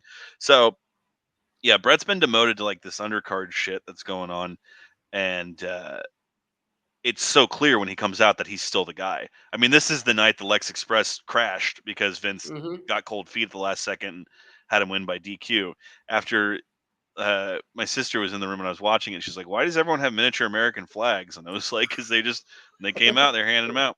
But this is a Bret fucking like showcase. This show is not really well remembered. Obviously, the main event's a dud. Some people remember it because it was Ted DiBiase's last match in the WWF. And then the hardcores, when you see people talk about their show on Twitter, always reference the Steiner's Heavenly Bodies match, which is a banger, to be fair. And even IRS and 1-2-3 Kid have a pretty good match. But this is like Bret at his finest in terms of figuring out what works for his opponent and then leaning into it. Doink comes out, and so yeah, that's basically setting the stage. I'll get back to you before I actually start breaking down the match. We do get some just absolutely phenomenal Bruce Hart action here, though. We do. I think it makes sense because we'll kind of break it into its two halves, so to speak. As you mentioned, Doink is here. So the first match, and at the time, the audience views it as the match. It's very important to note. Like, this isn't a case of if he beats this guy, he gets his hands on the other. Like, it's like a bait and switch to do a bait and switch. That ultimately means there was no bait and switch to begin with, right? It's a whole deal. The bait and bait, brother. Yeah, there you go. So Doink he comes out, and Oracle, I'll go to you for this. He has a particular interaction with a particular gentleman in the crowd who we've referenced here. Alex just brought him out, and it is maybe one of the funniest moments in the history of professional wrestling. Lay it out best you can, pal. Go ahead. He comes out with 2 buckets. Doink does, and he throws one with confetti into the crowd, and he goes over to, because Bruce and Owen, or Bruce Hart and Owen Hart, are out there and in the front row cheering on Bret. Lawler's talked all this shit to the Hart family. And by the way, as a quick aside, there's a whole USWA WWF feud that is must see. A lot of it was on YouTube for a while. Vince actually pulls out like the Mr. McMahon character in USWA. Yeah. Like, Is that the one where they bring in Giant Gonzalez for like the blow off? Yeah. But so like Doink has the other bucket, and he's aiming it towards Bruce, and it's water, and he throws water all over Bruce, and Bruce goes into this amazing rage and like violently pulls the guardrail off, and like the ref forever can't even, like, Bruce like steamrolls the ref and like is literally like wildly throwing a punch at fucking Doink, and it's just he clearly incredible. wasn't supposed to break the barricade because the ref's like, "What the fuck are you doing?" Like, get back. Am I wrong in saying I believe the story is this was like a shoot? I don't think he knew this was happening, right? Which is fucking incredible. That's amazing. I believe that's the story, is that this, like, no one warned him what was going to happen. So that's why he like looks like he's actually going to fight Doink, which is even that fucking rules. First of all, Matt Bourne's a pretty fucking tough dude. I was about to I don't say, know if I Matt want to fucking fight Matt Bourne, dude. Yeah, I think you'd have fucked him up. Matt Bourne probably would have fucked Bruce up. Yeah, I think so. I really do. There you go. I think this is the case. Don't have that much. It was ribbed from Owen. There you go. By the way, Owen is hilarious in his own way. What about when they cut to Owen's face and like they're like this close to him and he just screams, "He's the excellence of execution." Like, he just like using okay, that makes it way better if it was ribbed from Owen, because as someone who grew up with 3 older brothers, they all know that Bruce is a hothead. Oh, 100%. So like, Owen was probably thinking this is gonna be funny as shit. It was. Can confirm. The best is though, because like he's wearing like what looks to be a tweed blazer, and so it's just soaked the rest of the match. And every time they cut back to it, his hair's all like askew, and he's like, "Yeah, go Bret." It's awesome. As for the match itself, Doink, Joe brings it up here about him being one of the best workers in the promotion that year. Like, Bourne was fucking good, man, and like it's one of those cases, if you know, there's actually like a catalog to back that up too prior to Doink. But as Doink, he's great. Alex, you mentioned about it not getting enough kind of run, him as a heel. This match encapsulates that, right? This is a hell of a time what they actually do, just those two. So feel free to get into the match now yourself, Alex. Go ahead. Yeah, like even just down to like, God, the heel Doink theme was so awesome. Just that really dark, brooding music with, like, you could hear like occasional screams and laughter over it in the background. And he comes out and he's got that cigar he's chomping on, and it was either in his book or his DVD. Bret talked about he thought there could have got a lot of mileage out of this in terms of just the evil, dejected clown, which that's scary to anybody. I do need to call out here, just because it's in my notes. Todd Pettengill tried to learn a $5 word to use when he was interviewing the Hart brothers, and the word is vitriolic, and he pronounced it vitriolic. He said the vitriolic spewings from Jerry Lawler, and Owen and Bruce are just like staring at him like, "What the fuck are you talking about?" It's tremendous. But yeah, Doink, evil Doink's here. It's so surreal because this is the deep cut on this lineup we have here, because you look at it, it's Doink, it's Bret with that classic SummerSlam aesthetic with the orange letters. Bill Alfonso's the ref. It's like, what is going on here? And it's Bret gives him so much. Like, Bret basically isn't in control until the end there, and just his facial Bourne I'm talking about now. There's a part where the ref's like, Fonzie's like counting him out, and he's just like, "Oh, okay," and like makes these really weird like clown faces at him when he's talking to him. Even when he comes out and he like tries to act sympathetic towards Lawler, it's just like, dude, this guy was fucking money here, man. He does an STF at one point. Doink breaks out the STF, which I lost my shit for, and it's like, I guess you could say it's a pretty just paint by numbers style match, but it's an example of what made Bret great. Was he took guys like this and is like, all right, do what you do well, and then I'll figure out how to do my shit around it. And they end up having a really solid back and forth. He goes for the whoopee cushion, gets both knees up. Doink, of course, sells it tremendously. They do cut to Lawler at one point. He's like, "Kill him, Doink! kill him. And McMahon's like, oh my goodness. But it's Bret just hits all his moves and goes to the finish, and then like we said, there's 2 matches, so there's 2 parts to this. But to me, it serves an example of what Bret was great at, and also the fact that I don't know who he would have wrestled. That's the thing; they were so strapped for baby faces at the time, so I don't know who you would have put Evil Doink against in a major program. But it seems like there was definitely more to that, because pretty soon they turned him face again and gave him fucking Dink.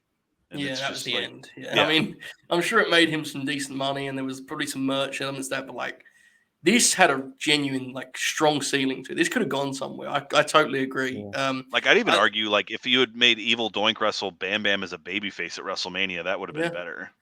I think it's kind of a shame that I think in history people perceive it to be just like a babyface comedy character, because that was definitely not the intention initially. It's just kind of how, when they would go back to it, that's the way they would frame it, unfortunately. I do have to shout out the moment in the match where Bret chases Lawler, or like he goes out to Lawler and Doink cuts him off. Whenever I see this, I have to know that, because my favorite thing in wrestling, I think, when the heel is coming up behind the babyface and the crowd screams, that is like when you've got them, right? Like, genuine anxiety of like, please, Bret, turn around. The clown is coming to get you. That's professional wrestling right there. So that was wonderful. They definitely get a lot of that in the second half of this match. The second, it's like pure fear, which we'll get to here in a moment.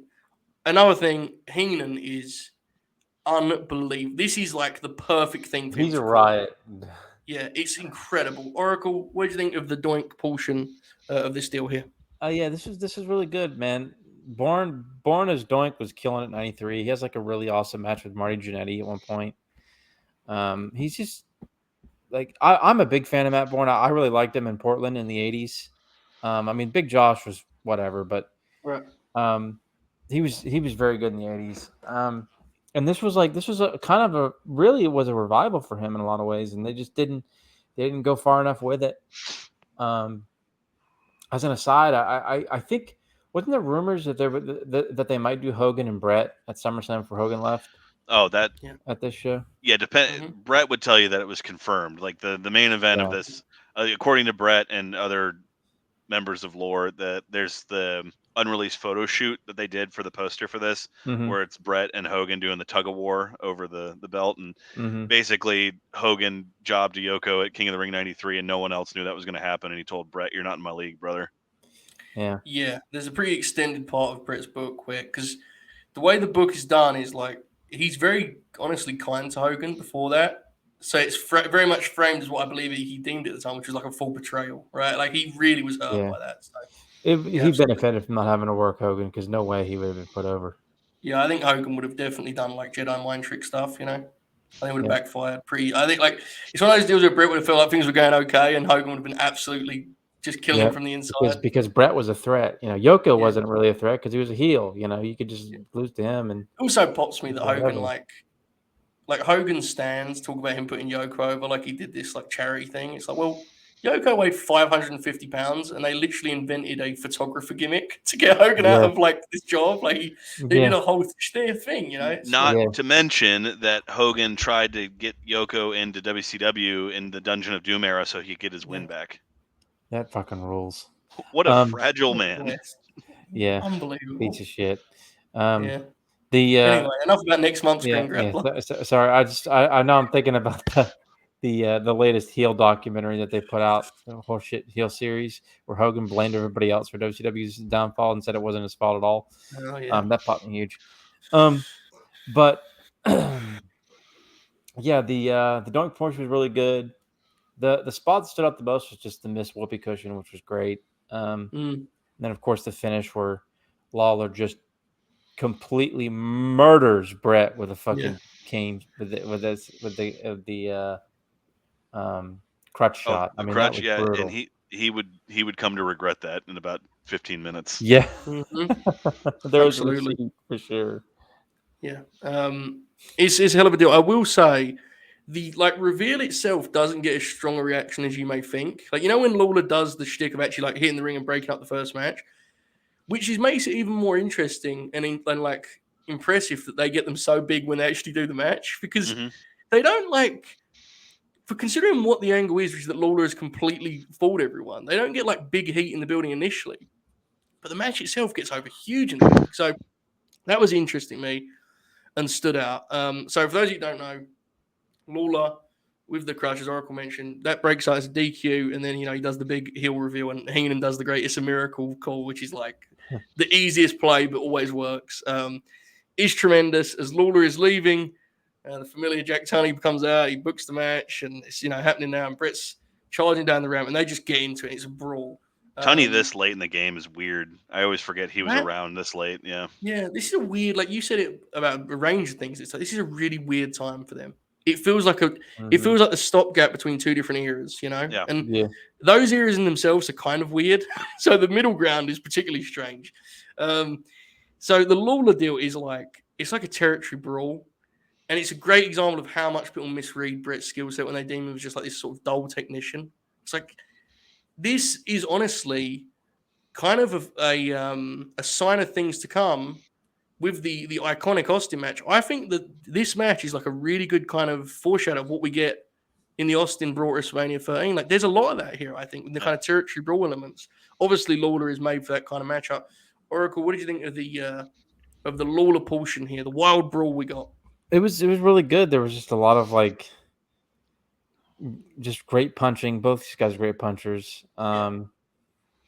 The continued use of the crutch was great. Lawler pulled like the Memphis hide the crutch shit, which fucking ruled. And then of course the finish was great, where Bret got him in the sharpshooter, and it was very definitive, but like wouldn't let go, and had the controversy in the finish. And I think at one point Bruce gets involved again. At some point, if I'm not mistaken, twice. Yeah. He's just violently flailing around wildly. And Owen does great, like cheesy Owen smack talk and stuff from the guardrail. What is he wearing? What is Owen wearing? It's easy to forget how much like that heel turn really changed his perception of his personality, because before that heel turn, oh my god, like he's oh god, like bless him, but dude was like a big old dog on TV, right? It's crazy. You watch him here, it's like he's doing a bit. It's like, what the fuck's going on? But God bless him. This was just overall, the overall package was just a lot of fun, just a total blast. Well, ultimately, I think we should rate this as just one thing when we get to the end, because it's like, that's the way we treat it, and honestly, that's what it is. It's like an extended angle. Alex, you mentioned when I brought up the crowd screaming, like the one when he comes in with the crutch, Lawler, I mean, it is like a horror movie scene. It's incredible. He's looking at the people and holding the crutch up, and they're yelling and screaming. It's tremendous. Alex, what do you think of the Lawler portion of this deal? Because he brings it in behind his back, and then he points at the Hart brothers. He's like, Fonzie, tells Fonzie, he's like, talk to them. And then it shows Bruce, and he goes, use your eyes. Bruce eating up the scenery. Okay, so there's one thing in this that I never caught before that needs to be called out. So they do the brawling, and Bret's like livid.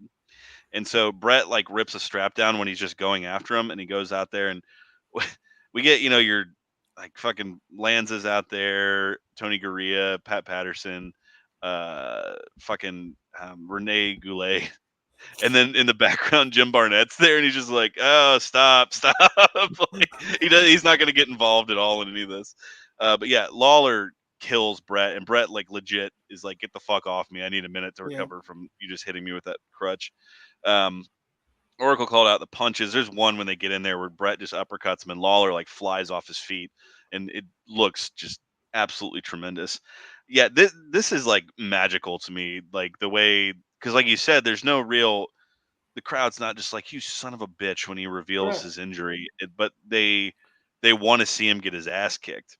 So Bret's wrestling this with one of his straps down, and there's a point where he backs Lawler into a corner and just stares at him, and then takes the other strap down like Lawler style. And I was just like, that is fucking amazing. I had never caught that before.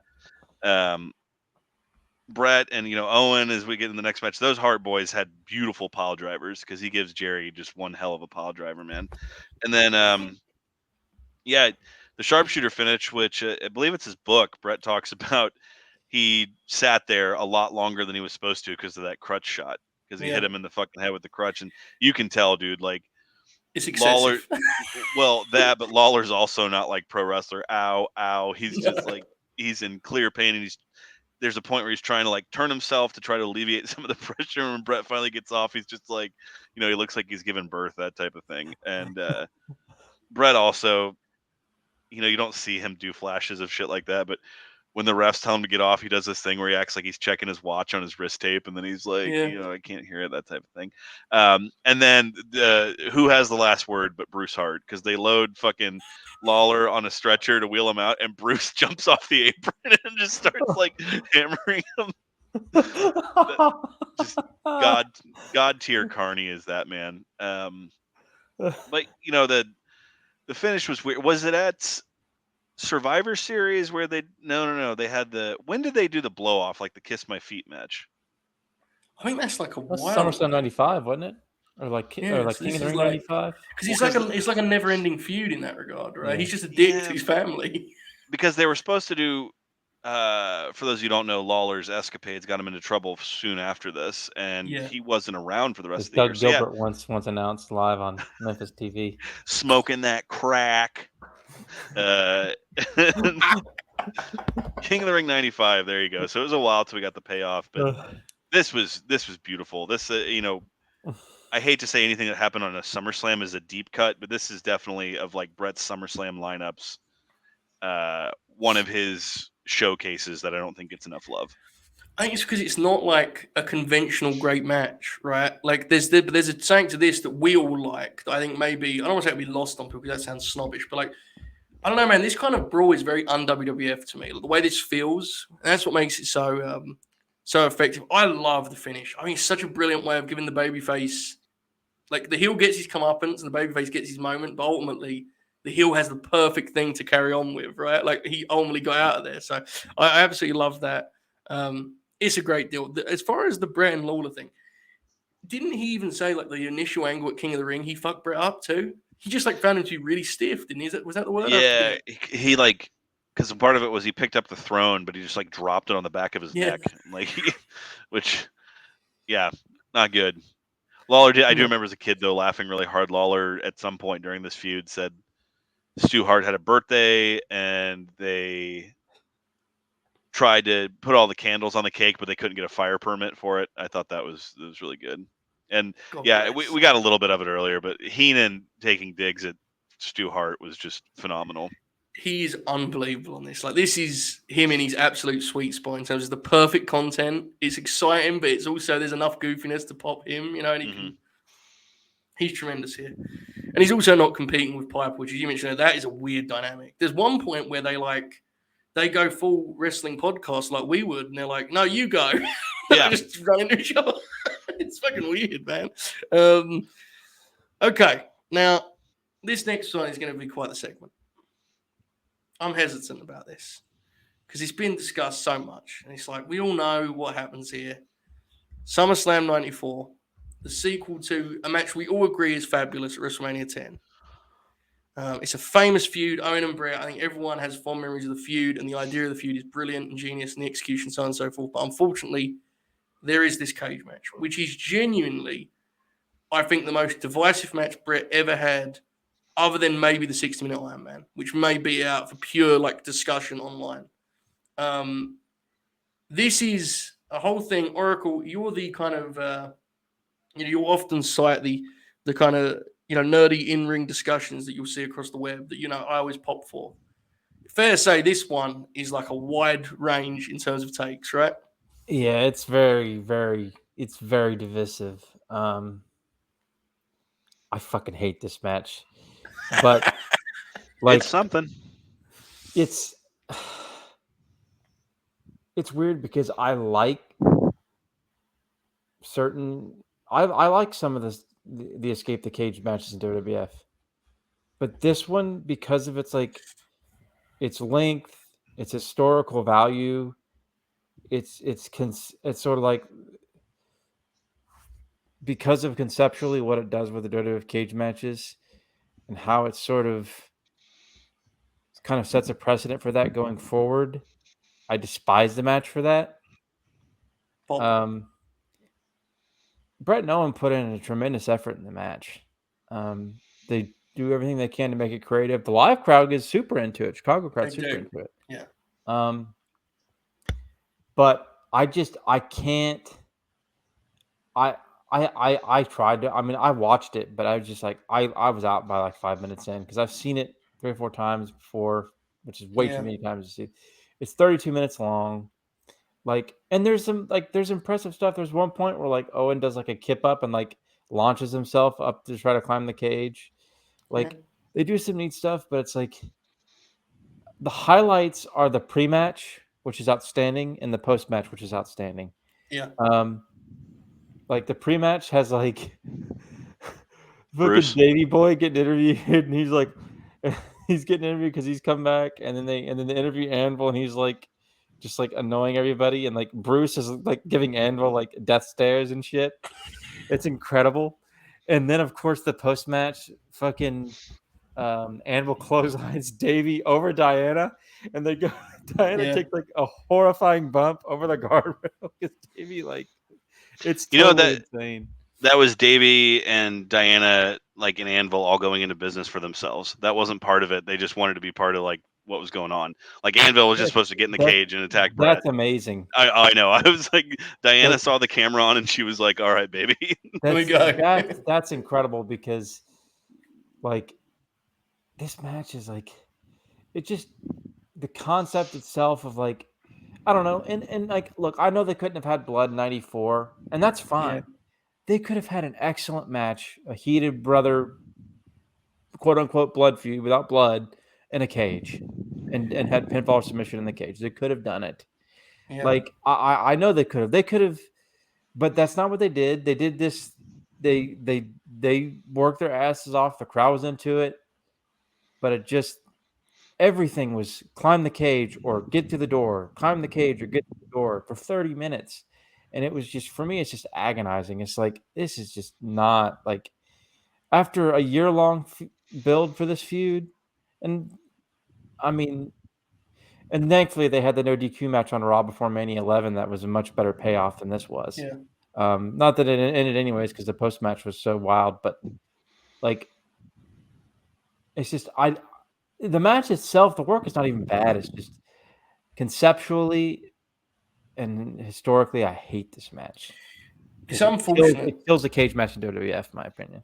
It's unfortunate too because Bret does this pre-match promo where he like, I love it. He talks about how much the match is like barbaric and we're brothers while we fight. And it's like, man, well, every time I watch the promo back, I'm like, that's not what they go for at all inside the match. It's not barbaric at all. Like, there's some nice brawling and some nice trading of punches, but it's always undercut by the.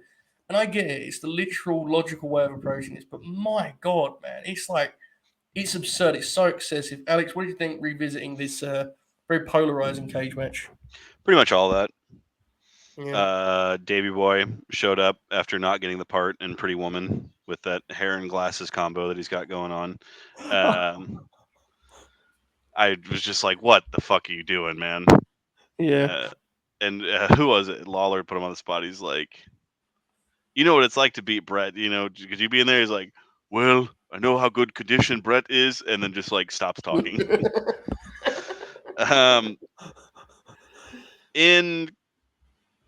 All right.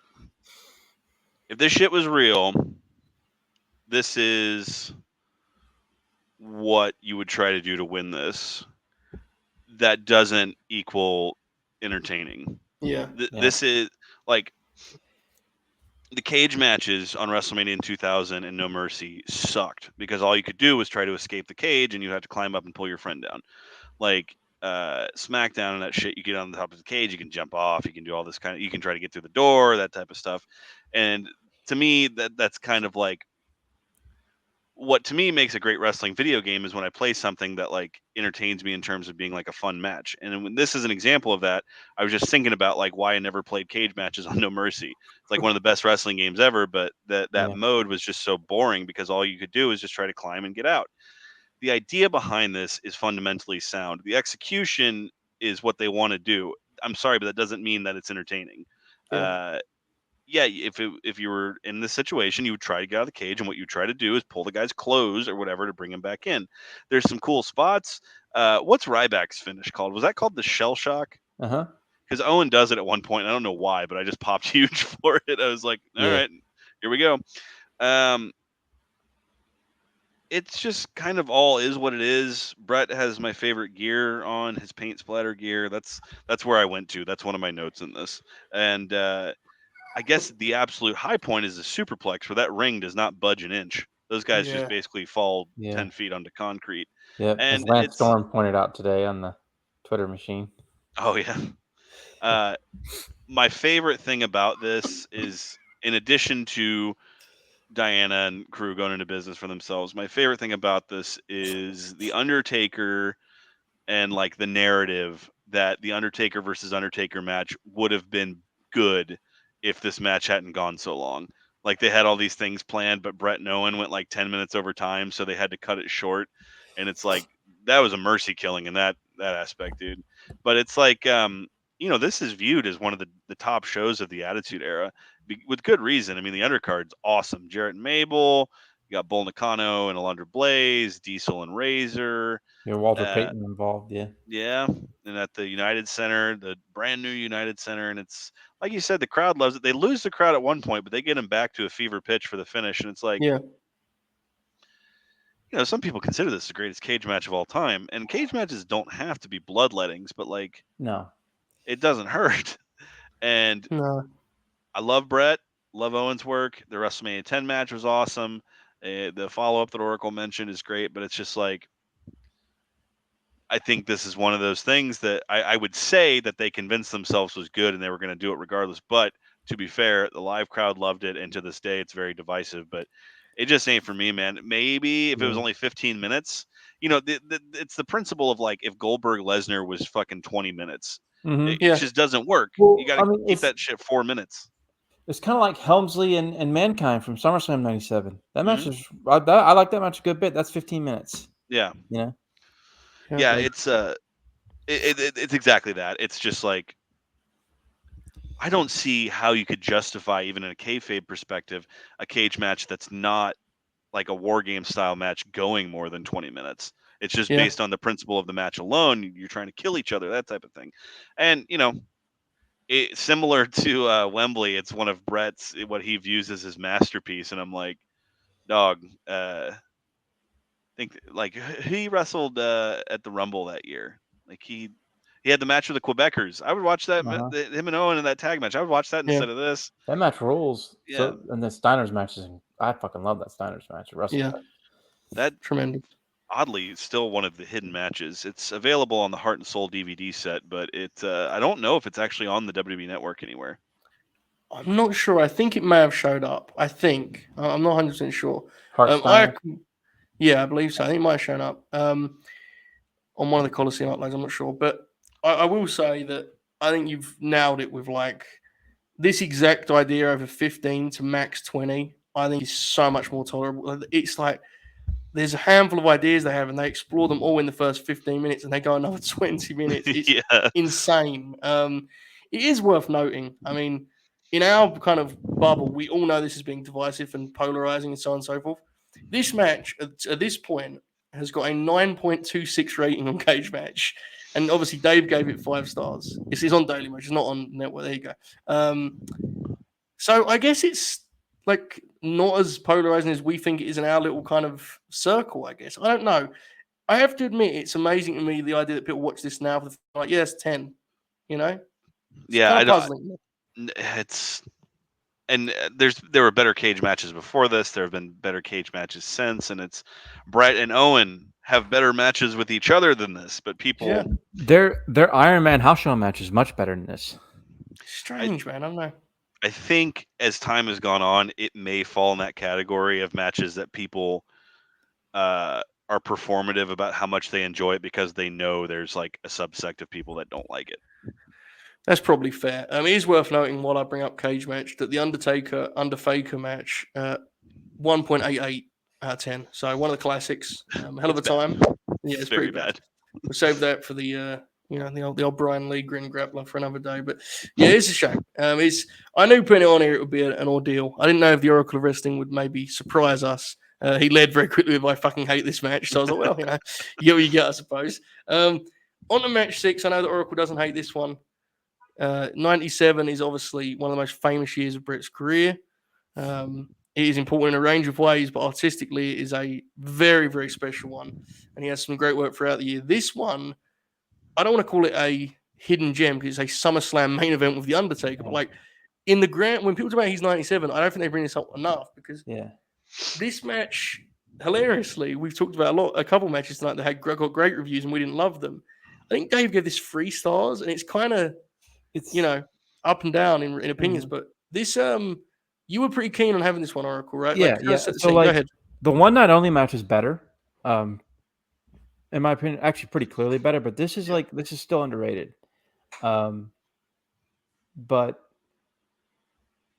It's just Bret's healing, and like, of course, the stipulation is big because it's of course, Taker's a champion defending against Bret.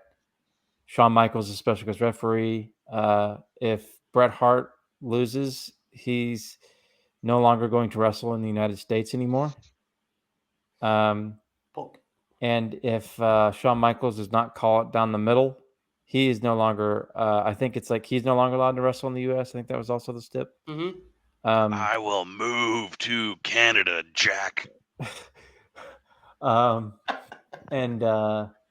you have that stipulation there. The crowd is not particularly hot at first. Like they react well to the Canada and stuff in the pre-match, which is great. Shawn interrupts that or whatever. Because Austin just got hurt, just broke his neck in the Owen match, and I think everybody was kind of like, little understandably queasy after seeing that.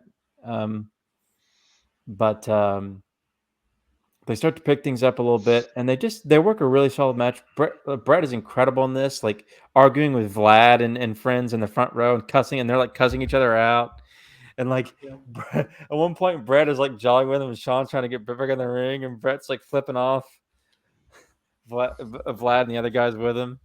And like it's the whole ECW crew, Vlad, Charlie, Faith No More, and then Hat Guy's even there giving Bret the business. It's tremendous. Yeah. It's awesome. At one point, Bret is just a crazy as a piece of shit in this. Like he does a really good job. JR is excellent on commentary during this period. He is. God, he's so good here. Like he points out that Bret's going to attack Taker's leg, and Bret does. Bret does, of course, the ring post figure 4. He does a ring post sharpshooter, which does not look good, but it was worth. I appreciated the idea. Respect. But I think he probably could have made it look better. But Taker probably wasn't all that willing to. Maybe hurt his back or hip trying to fucking let him put it in. That's literally one of my notes. The post sharpshooter better on paper. Yeah, exactly, absolutely. Figure 4 always looks cool. He gets in position for it and kind of looks at where he's at. He's like, "Oh, this isn't working at all." There's some awesome shit in this. Like, Bret at one point just gets up on the second turnbuckle to do his elbow and just flips everybody off. Mm-hmm. There's a spot where Taker, which I always loved. Taker's the first one to do it that I know of, where he kicks out of the sharpshooter.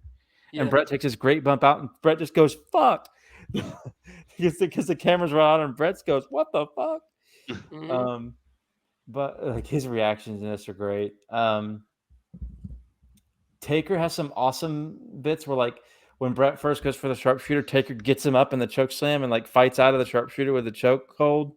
There's another point where Bret like whips into the ropes to go after Taker with something. Taker catches him with a choke. Oh, it's so good. How great did that look, huh? Bret's sell of that as well. Oh, yeah, it was awesome. Just really well done.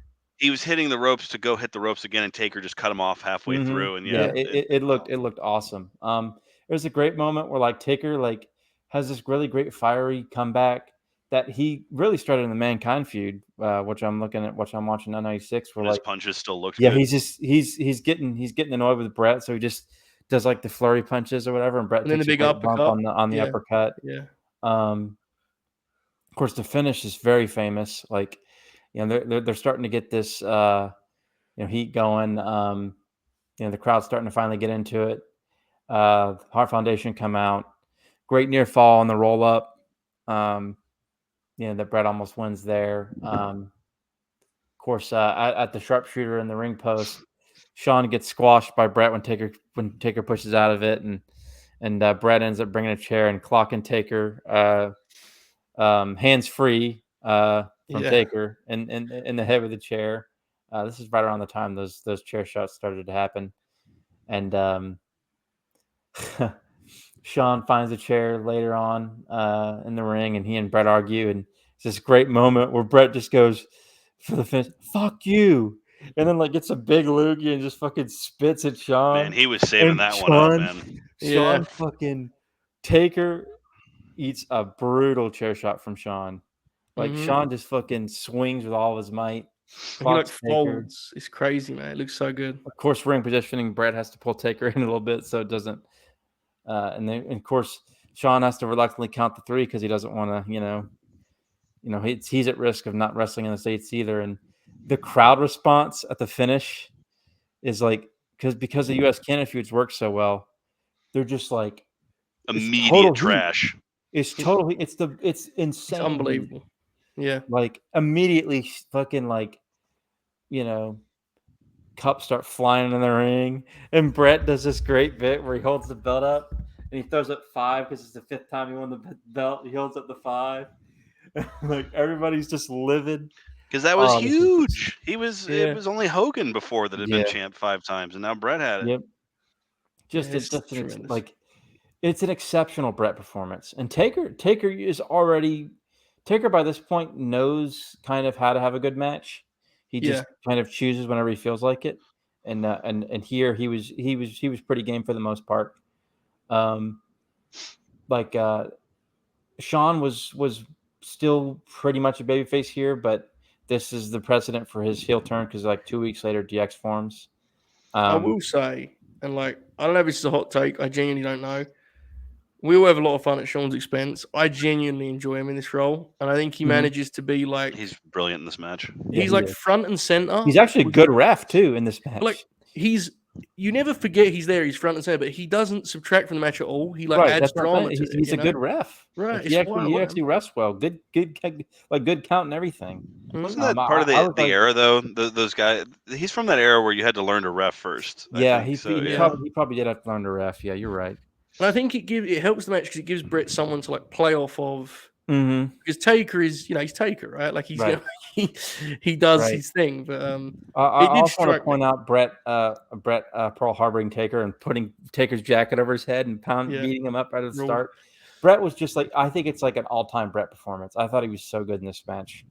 I would agree, Alex. Where did you stand on Taker and Bret? So first of all, I watched the video package before this, and it said Bret lost to Del Wilkes in the build of this match. That kind of blew my mind, but that's because they were setting that up for the next month. But this was big, man. This was big. 10-year-old Alex wrestling was still real, and like I mentioned at the jump of this, the Montreal thing was kind of when I held on until about the end of '99 to when I was just kind of like, all right, this is all bullshit. I was able to convince myself some of this stuff was real. But it was still real, and this was big for many reasons. This is an end of an era, man. This is, the end of the orange SummerSlam logo. Never came back after this. This was Taker was no longer.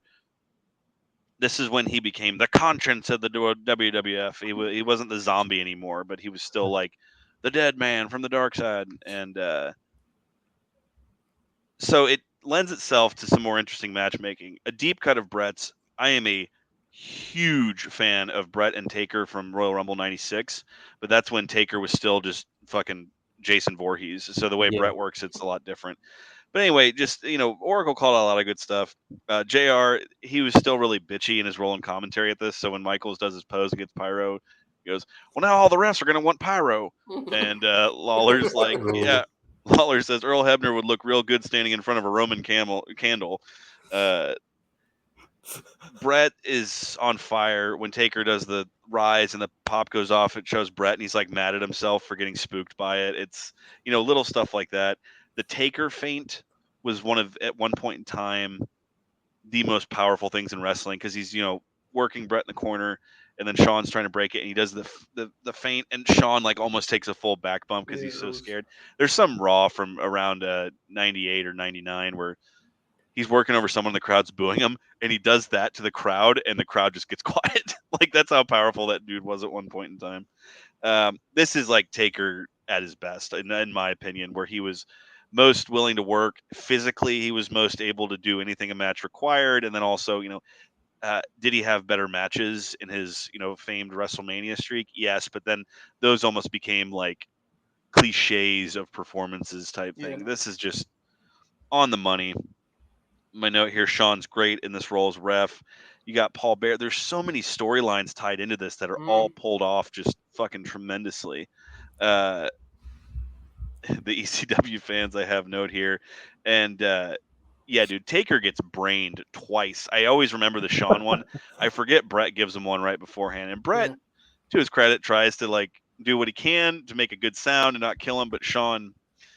And I watched this, and like the closing sequence of this match, I'm sorry, but these guys are better than what we have today. Like the way that plays off at the end, where Bret spits in Sean's face, Sean brains Taker.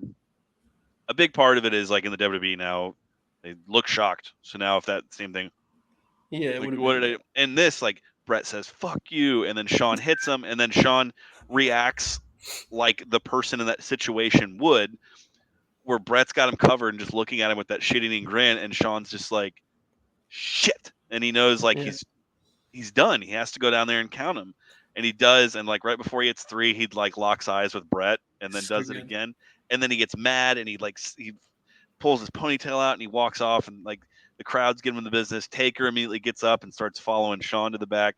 Bret masterfully, when he pins Taker, he gets up and the crowd's already booing and throwing shit, and he really cockily does the Bret pose where the hands at his side, he like walks towards the crowd like that.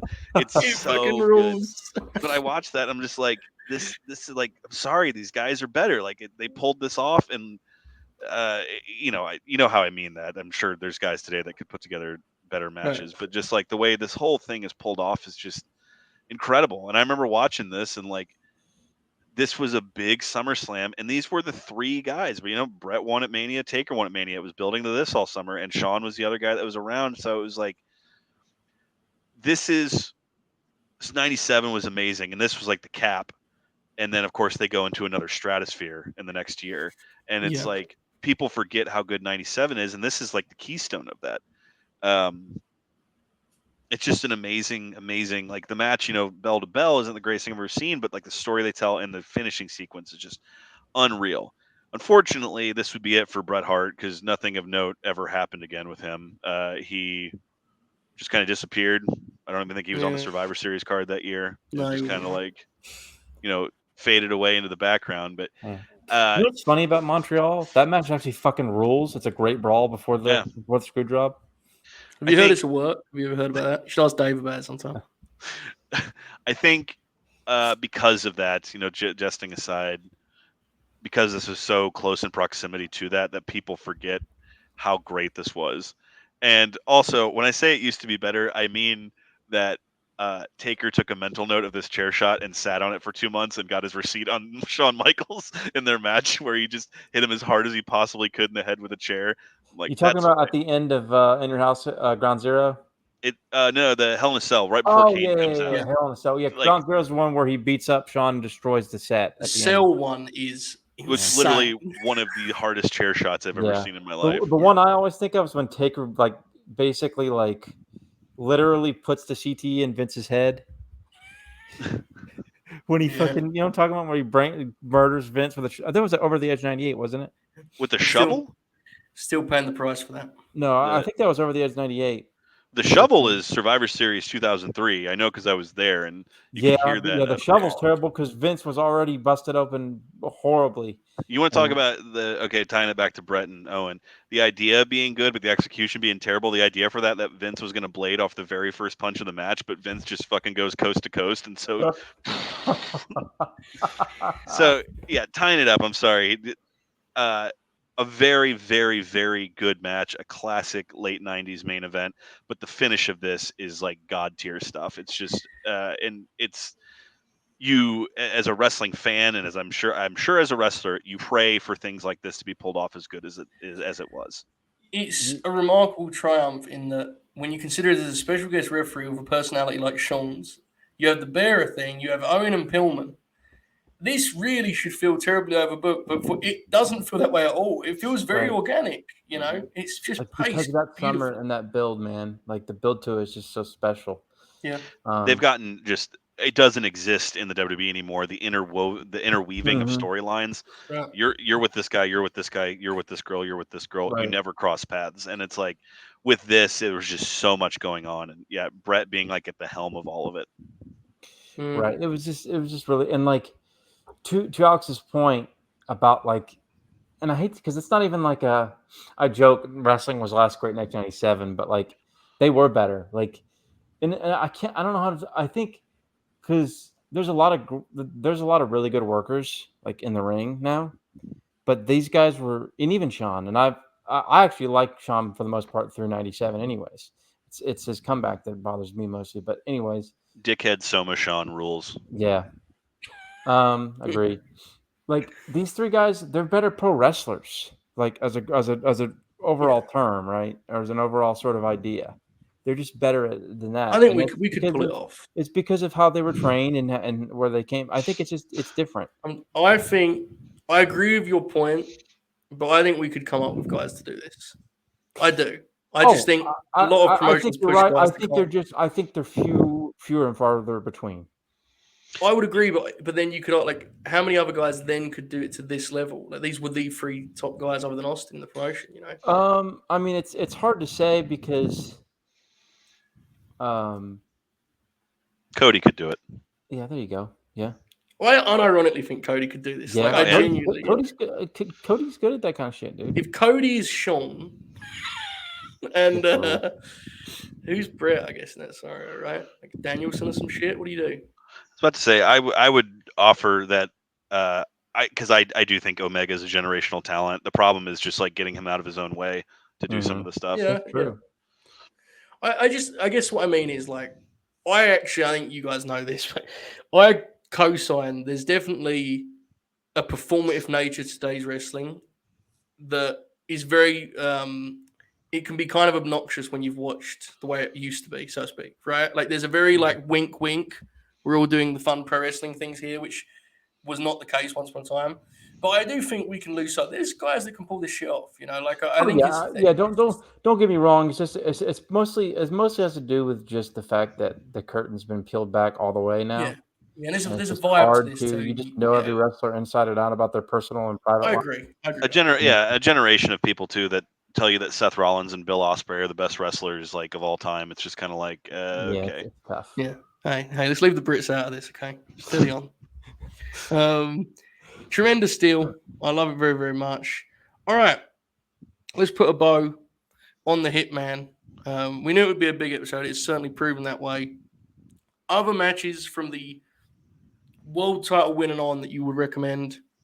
The kind of matches we'd have done if we'd have done, traditional Grin Grappler. I think obviously I'll lead the way with the two Austin matches. I think you could very much argue they're his best two matches ever, both of them, in whichever order you prefer. They are not SummerSlam matches, so we didn't cover them, but let's be honest, they've been covered 101 times over. So those two are immediate ones. Alex, where would you go kind of instinctively on this front? So it's the only SummerSlam that Bret was on that we did not discuss, that being 95. He wrestles Isaac Yankem DDS. He missed 96. Of course, he was out, came back for the Austin match. To me, 95 is Bret's year. His Mania match is like the worst match he had that year. But at the Rumble, he wrestles Nash, has a banger. He's not just Mr. SummerSlam, he's Mr. In Your House, mind you. Because he has the Davey match, he has the match with Jinsei Shinzaki, he has the match with PCO, he has the No Holds Barred match with Nash at Survivor Series. I mean, he was just tearing it up in 95 and, has some Raw matches sprinkled throughout and whatnot.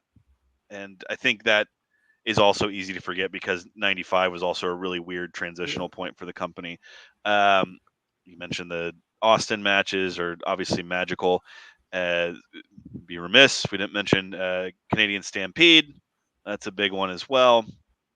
I mean, you couldn't really go wrong with Bret on pay-per-view. The weird decision they made with those Backlund matches, those are the only ones that immediately stand out as like, dude, what was the idea there? His world title defense against Razor Ramon at the Royal Rumble 93 was good. Even the match with Yoko at 9 is okay. They had a match on Raw that year for the title that actually ruled and is probably Yoko's best match. The cage match too, MSG Oracle, the house show one. Yeah, that match is really good. That's out there. Have you ever seen Alex? Have you ever seen the Superstars match with Backlund? Mm-mm. That match is excellent. Wow, really? Much better than the Survivor Series match. Yes, I actually like the Survivor Series match to a point. Although it's like when you're sitting in a hold for 6.5 minutes, whatever. It's tired. Again, I appreciate the idea in theory, but in execution, it's like, come on, right? dog. Exactly. Yeah. Final Four match was mentioned. That's also awesome. Yes. Oracle brought up the one night only match. It's I mean, we're not telling tales at recess here that Bret had a hell of a catalog. I do have to. It's important we're accurate around here. You said he's Mr. In Your House. I do have to quickly make it clear that is actually Karrion Kross, who in 2020 defeated Tommaso Ciampa, and in 2021 defeated the All-Star lineup of Adam Cole, Johnny Gargano, Pete Dunne, and Kyle O'Reilly, which of course foreshadowed the great career that was ahead of him at the time. So I just wanted to make Alex, how to be accurate around here. Hey man, he's wrestling D.H. Smith on Ric Flair's last match, so I mean, it all worked out in the end. There you go, full circle with D.H. Smith too. Oracle, any matches we've missed from this part of Bret's career? TV matches with Hakushi and Jean-Pierre Lafitte are excellent and arguably better than the In Your House matches. Arguably, I'm not saying they are. I'm saying arguably. I know, I'm just messing with you, dude. I actually do think the Lafitte match is probably better, but I love both those matches. The start of the In Your House match is the Tope Suicida, which is incredible. A sign of things to come from a young PCO. Yeah.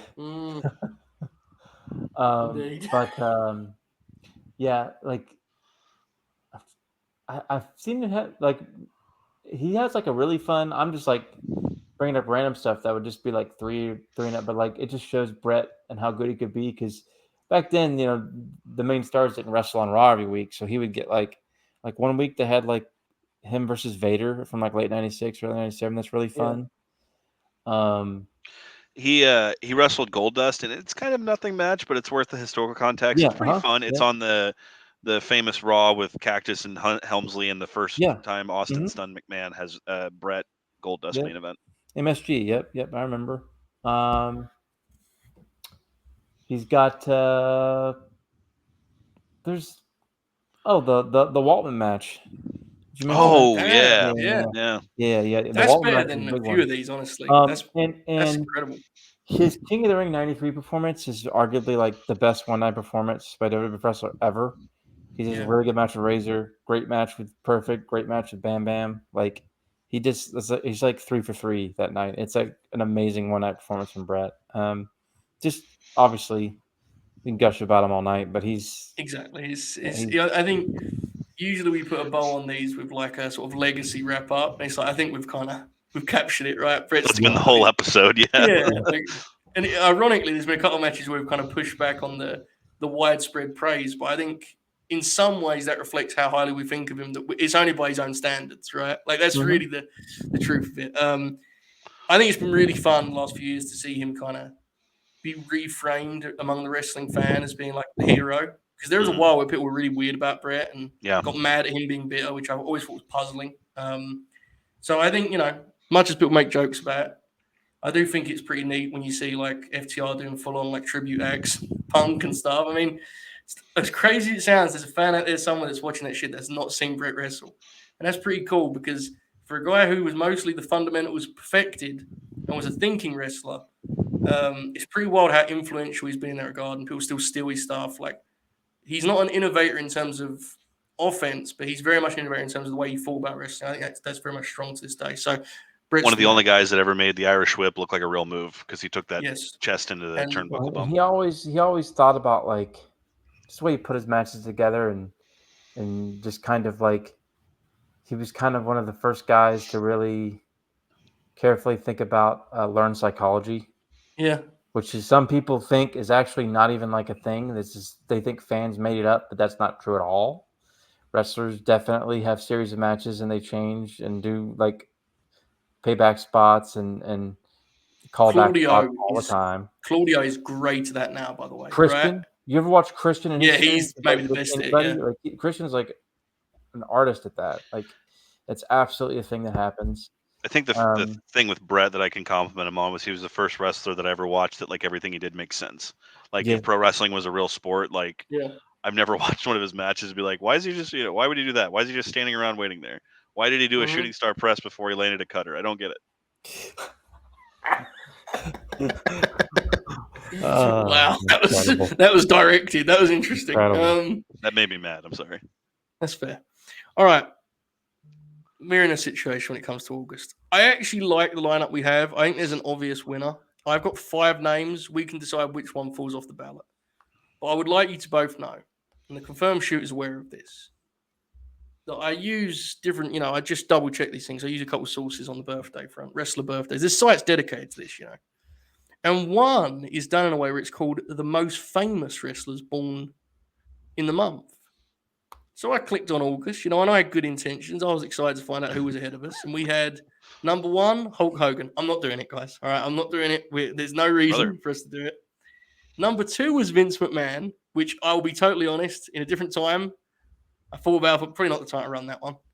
Number 3 was... It's most certainly not the time, but we could do 6 matches.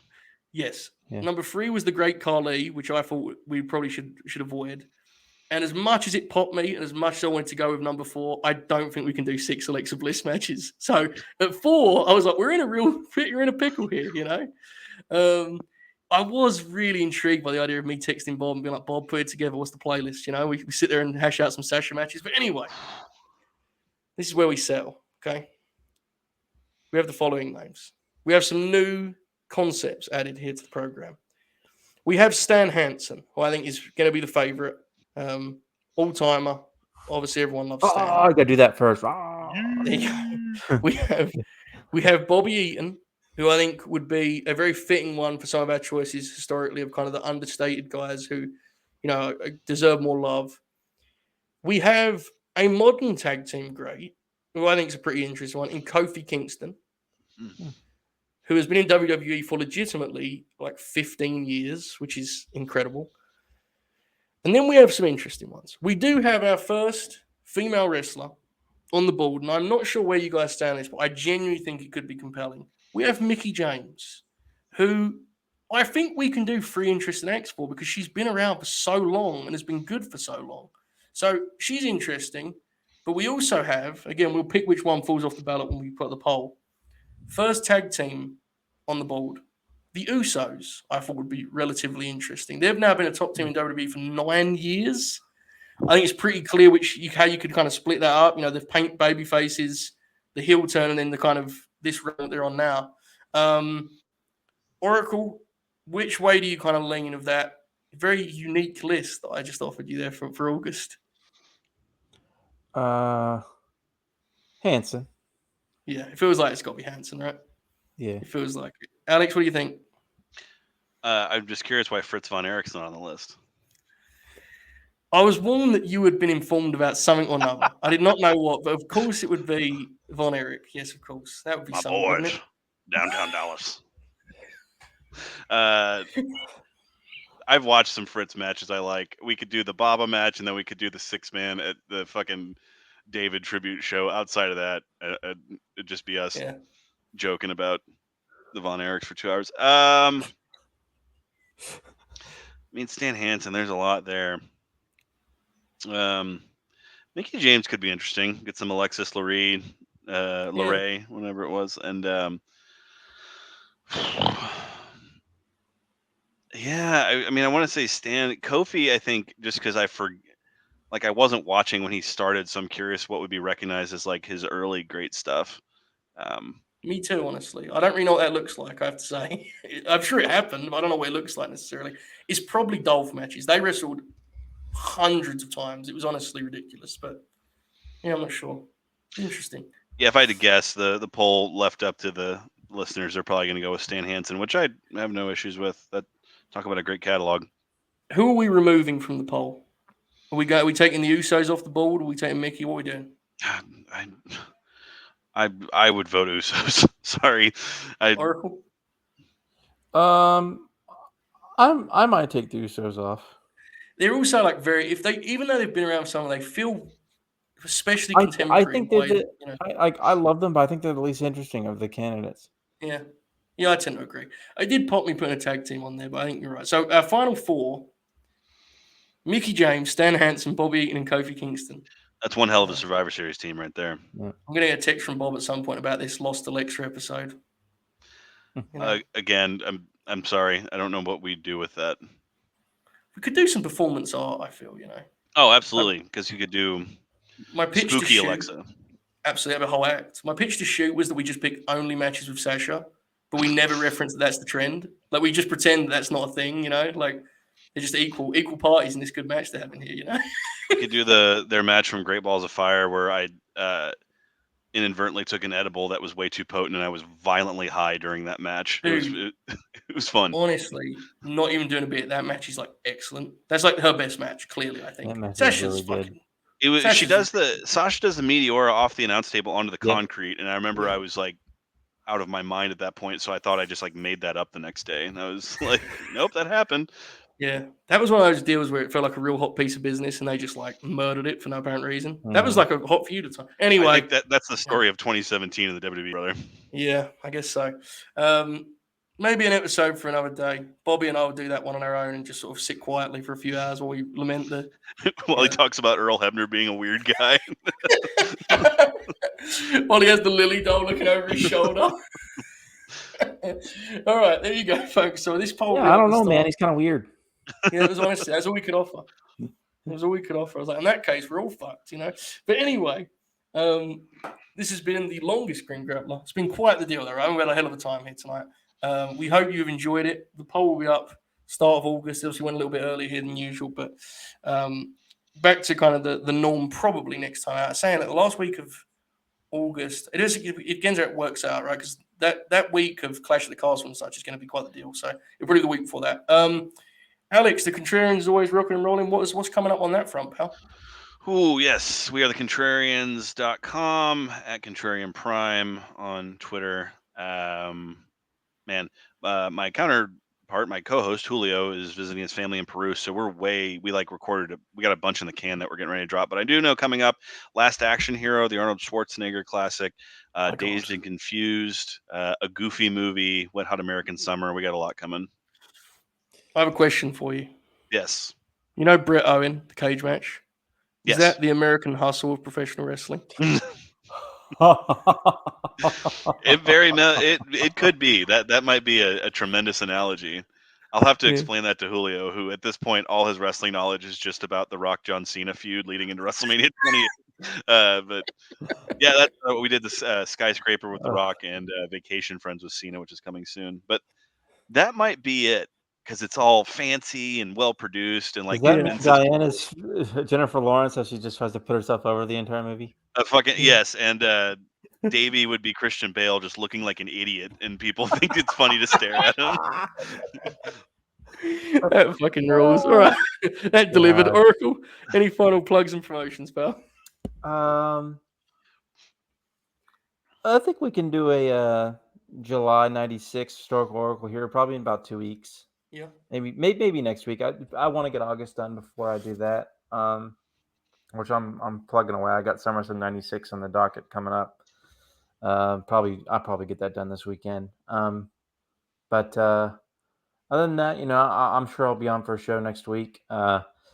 Fortunately, I probably won't be on the Grin probably for like a month. I probably won't be on the flagship on Friday nights, probably for about a month. My brother Dustin's getting married in August and got family coming in and all this other crazy stuff. So, and I'll be, of course, in Nashville for SummerSlam in 2 weeks. So busy time ahead, but I will be around for the big summer week, at least the Monday through Thursday shows. Are you going to Flair's match? No. He's working the card, bro. He's the referee. Yeah, man. About to say they got everyone else on that card. Yeah. Listen, I can't pretend that angle didn't pop me, man. I got one, Oh, I watched. It was hilarious. One point, Flair was like, they was yelling about Hardway or something. I'll be honest with you, man. Like, yes, it was hilarious, but I'm not gonna lie. I watched him as legitimately like Winnie Jeff Jarrett on TV. Like, I was mad for there was a good 15 seconds where I was like, why did Tony not do him and Eddie Kingston on TV, you know? Like, why is that not a thing now? Anyway, he's lost in his New Japan shit, you know? What does he know? All right. So, earlier tonight, we did the 31 finale, season finale, that is. Your eyes are not deceiving you when you click on the YouTube channel. It is over 20 minutes long. Bob did a real episode of the 31. No bits, an actual interview, an actual monologue, an actual outro. Please go and show Bobby some love. He was very proud of that, and we were very proud of him for getting to that point. Very, very cool deal there. So go and watch that. Watch till the end. There's a little tease there at the end. So go check that out. Tomorrow, Bert is back, 10 a.m. Eastern. I don't know what we're going to talk about. We're going to talk about something, I'm sure. I'm probably going to go live after Dynamite tomorrow night because I can't do Fleet Week this week because I'm going to be at Swerve's house as he wrestles Nick Wayne at the Electric Ballroom because Britt Rest is back. So much to look forward to. There'll be some Ring of Honor previews and reviews and such too because the big man is back over there. I don't know if you heard Samoa Joe, little known wrestler. He's wrestling Ring of Honor this weekend. So what's going on, man? You know, Joe, you got to post a selfie with doing the 3 when Swerve comes out. So apparently they're on the network still. And I've picked out the most obnoxious Hawaiian T-shirt for it, you know. Yes. I want to get I want at least 5 screenshots of my mentions. But there he is, you know. They're going to show you their face this close, and you're going to be like, "He's the excellence of execution." Exactly that. All right, folks, we appreciate you. See you on the next one. In the meantime, enjoy this very serious outro. Wow.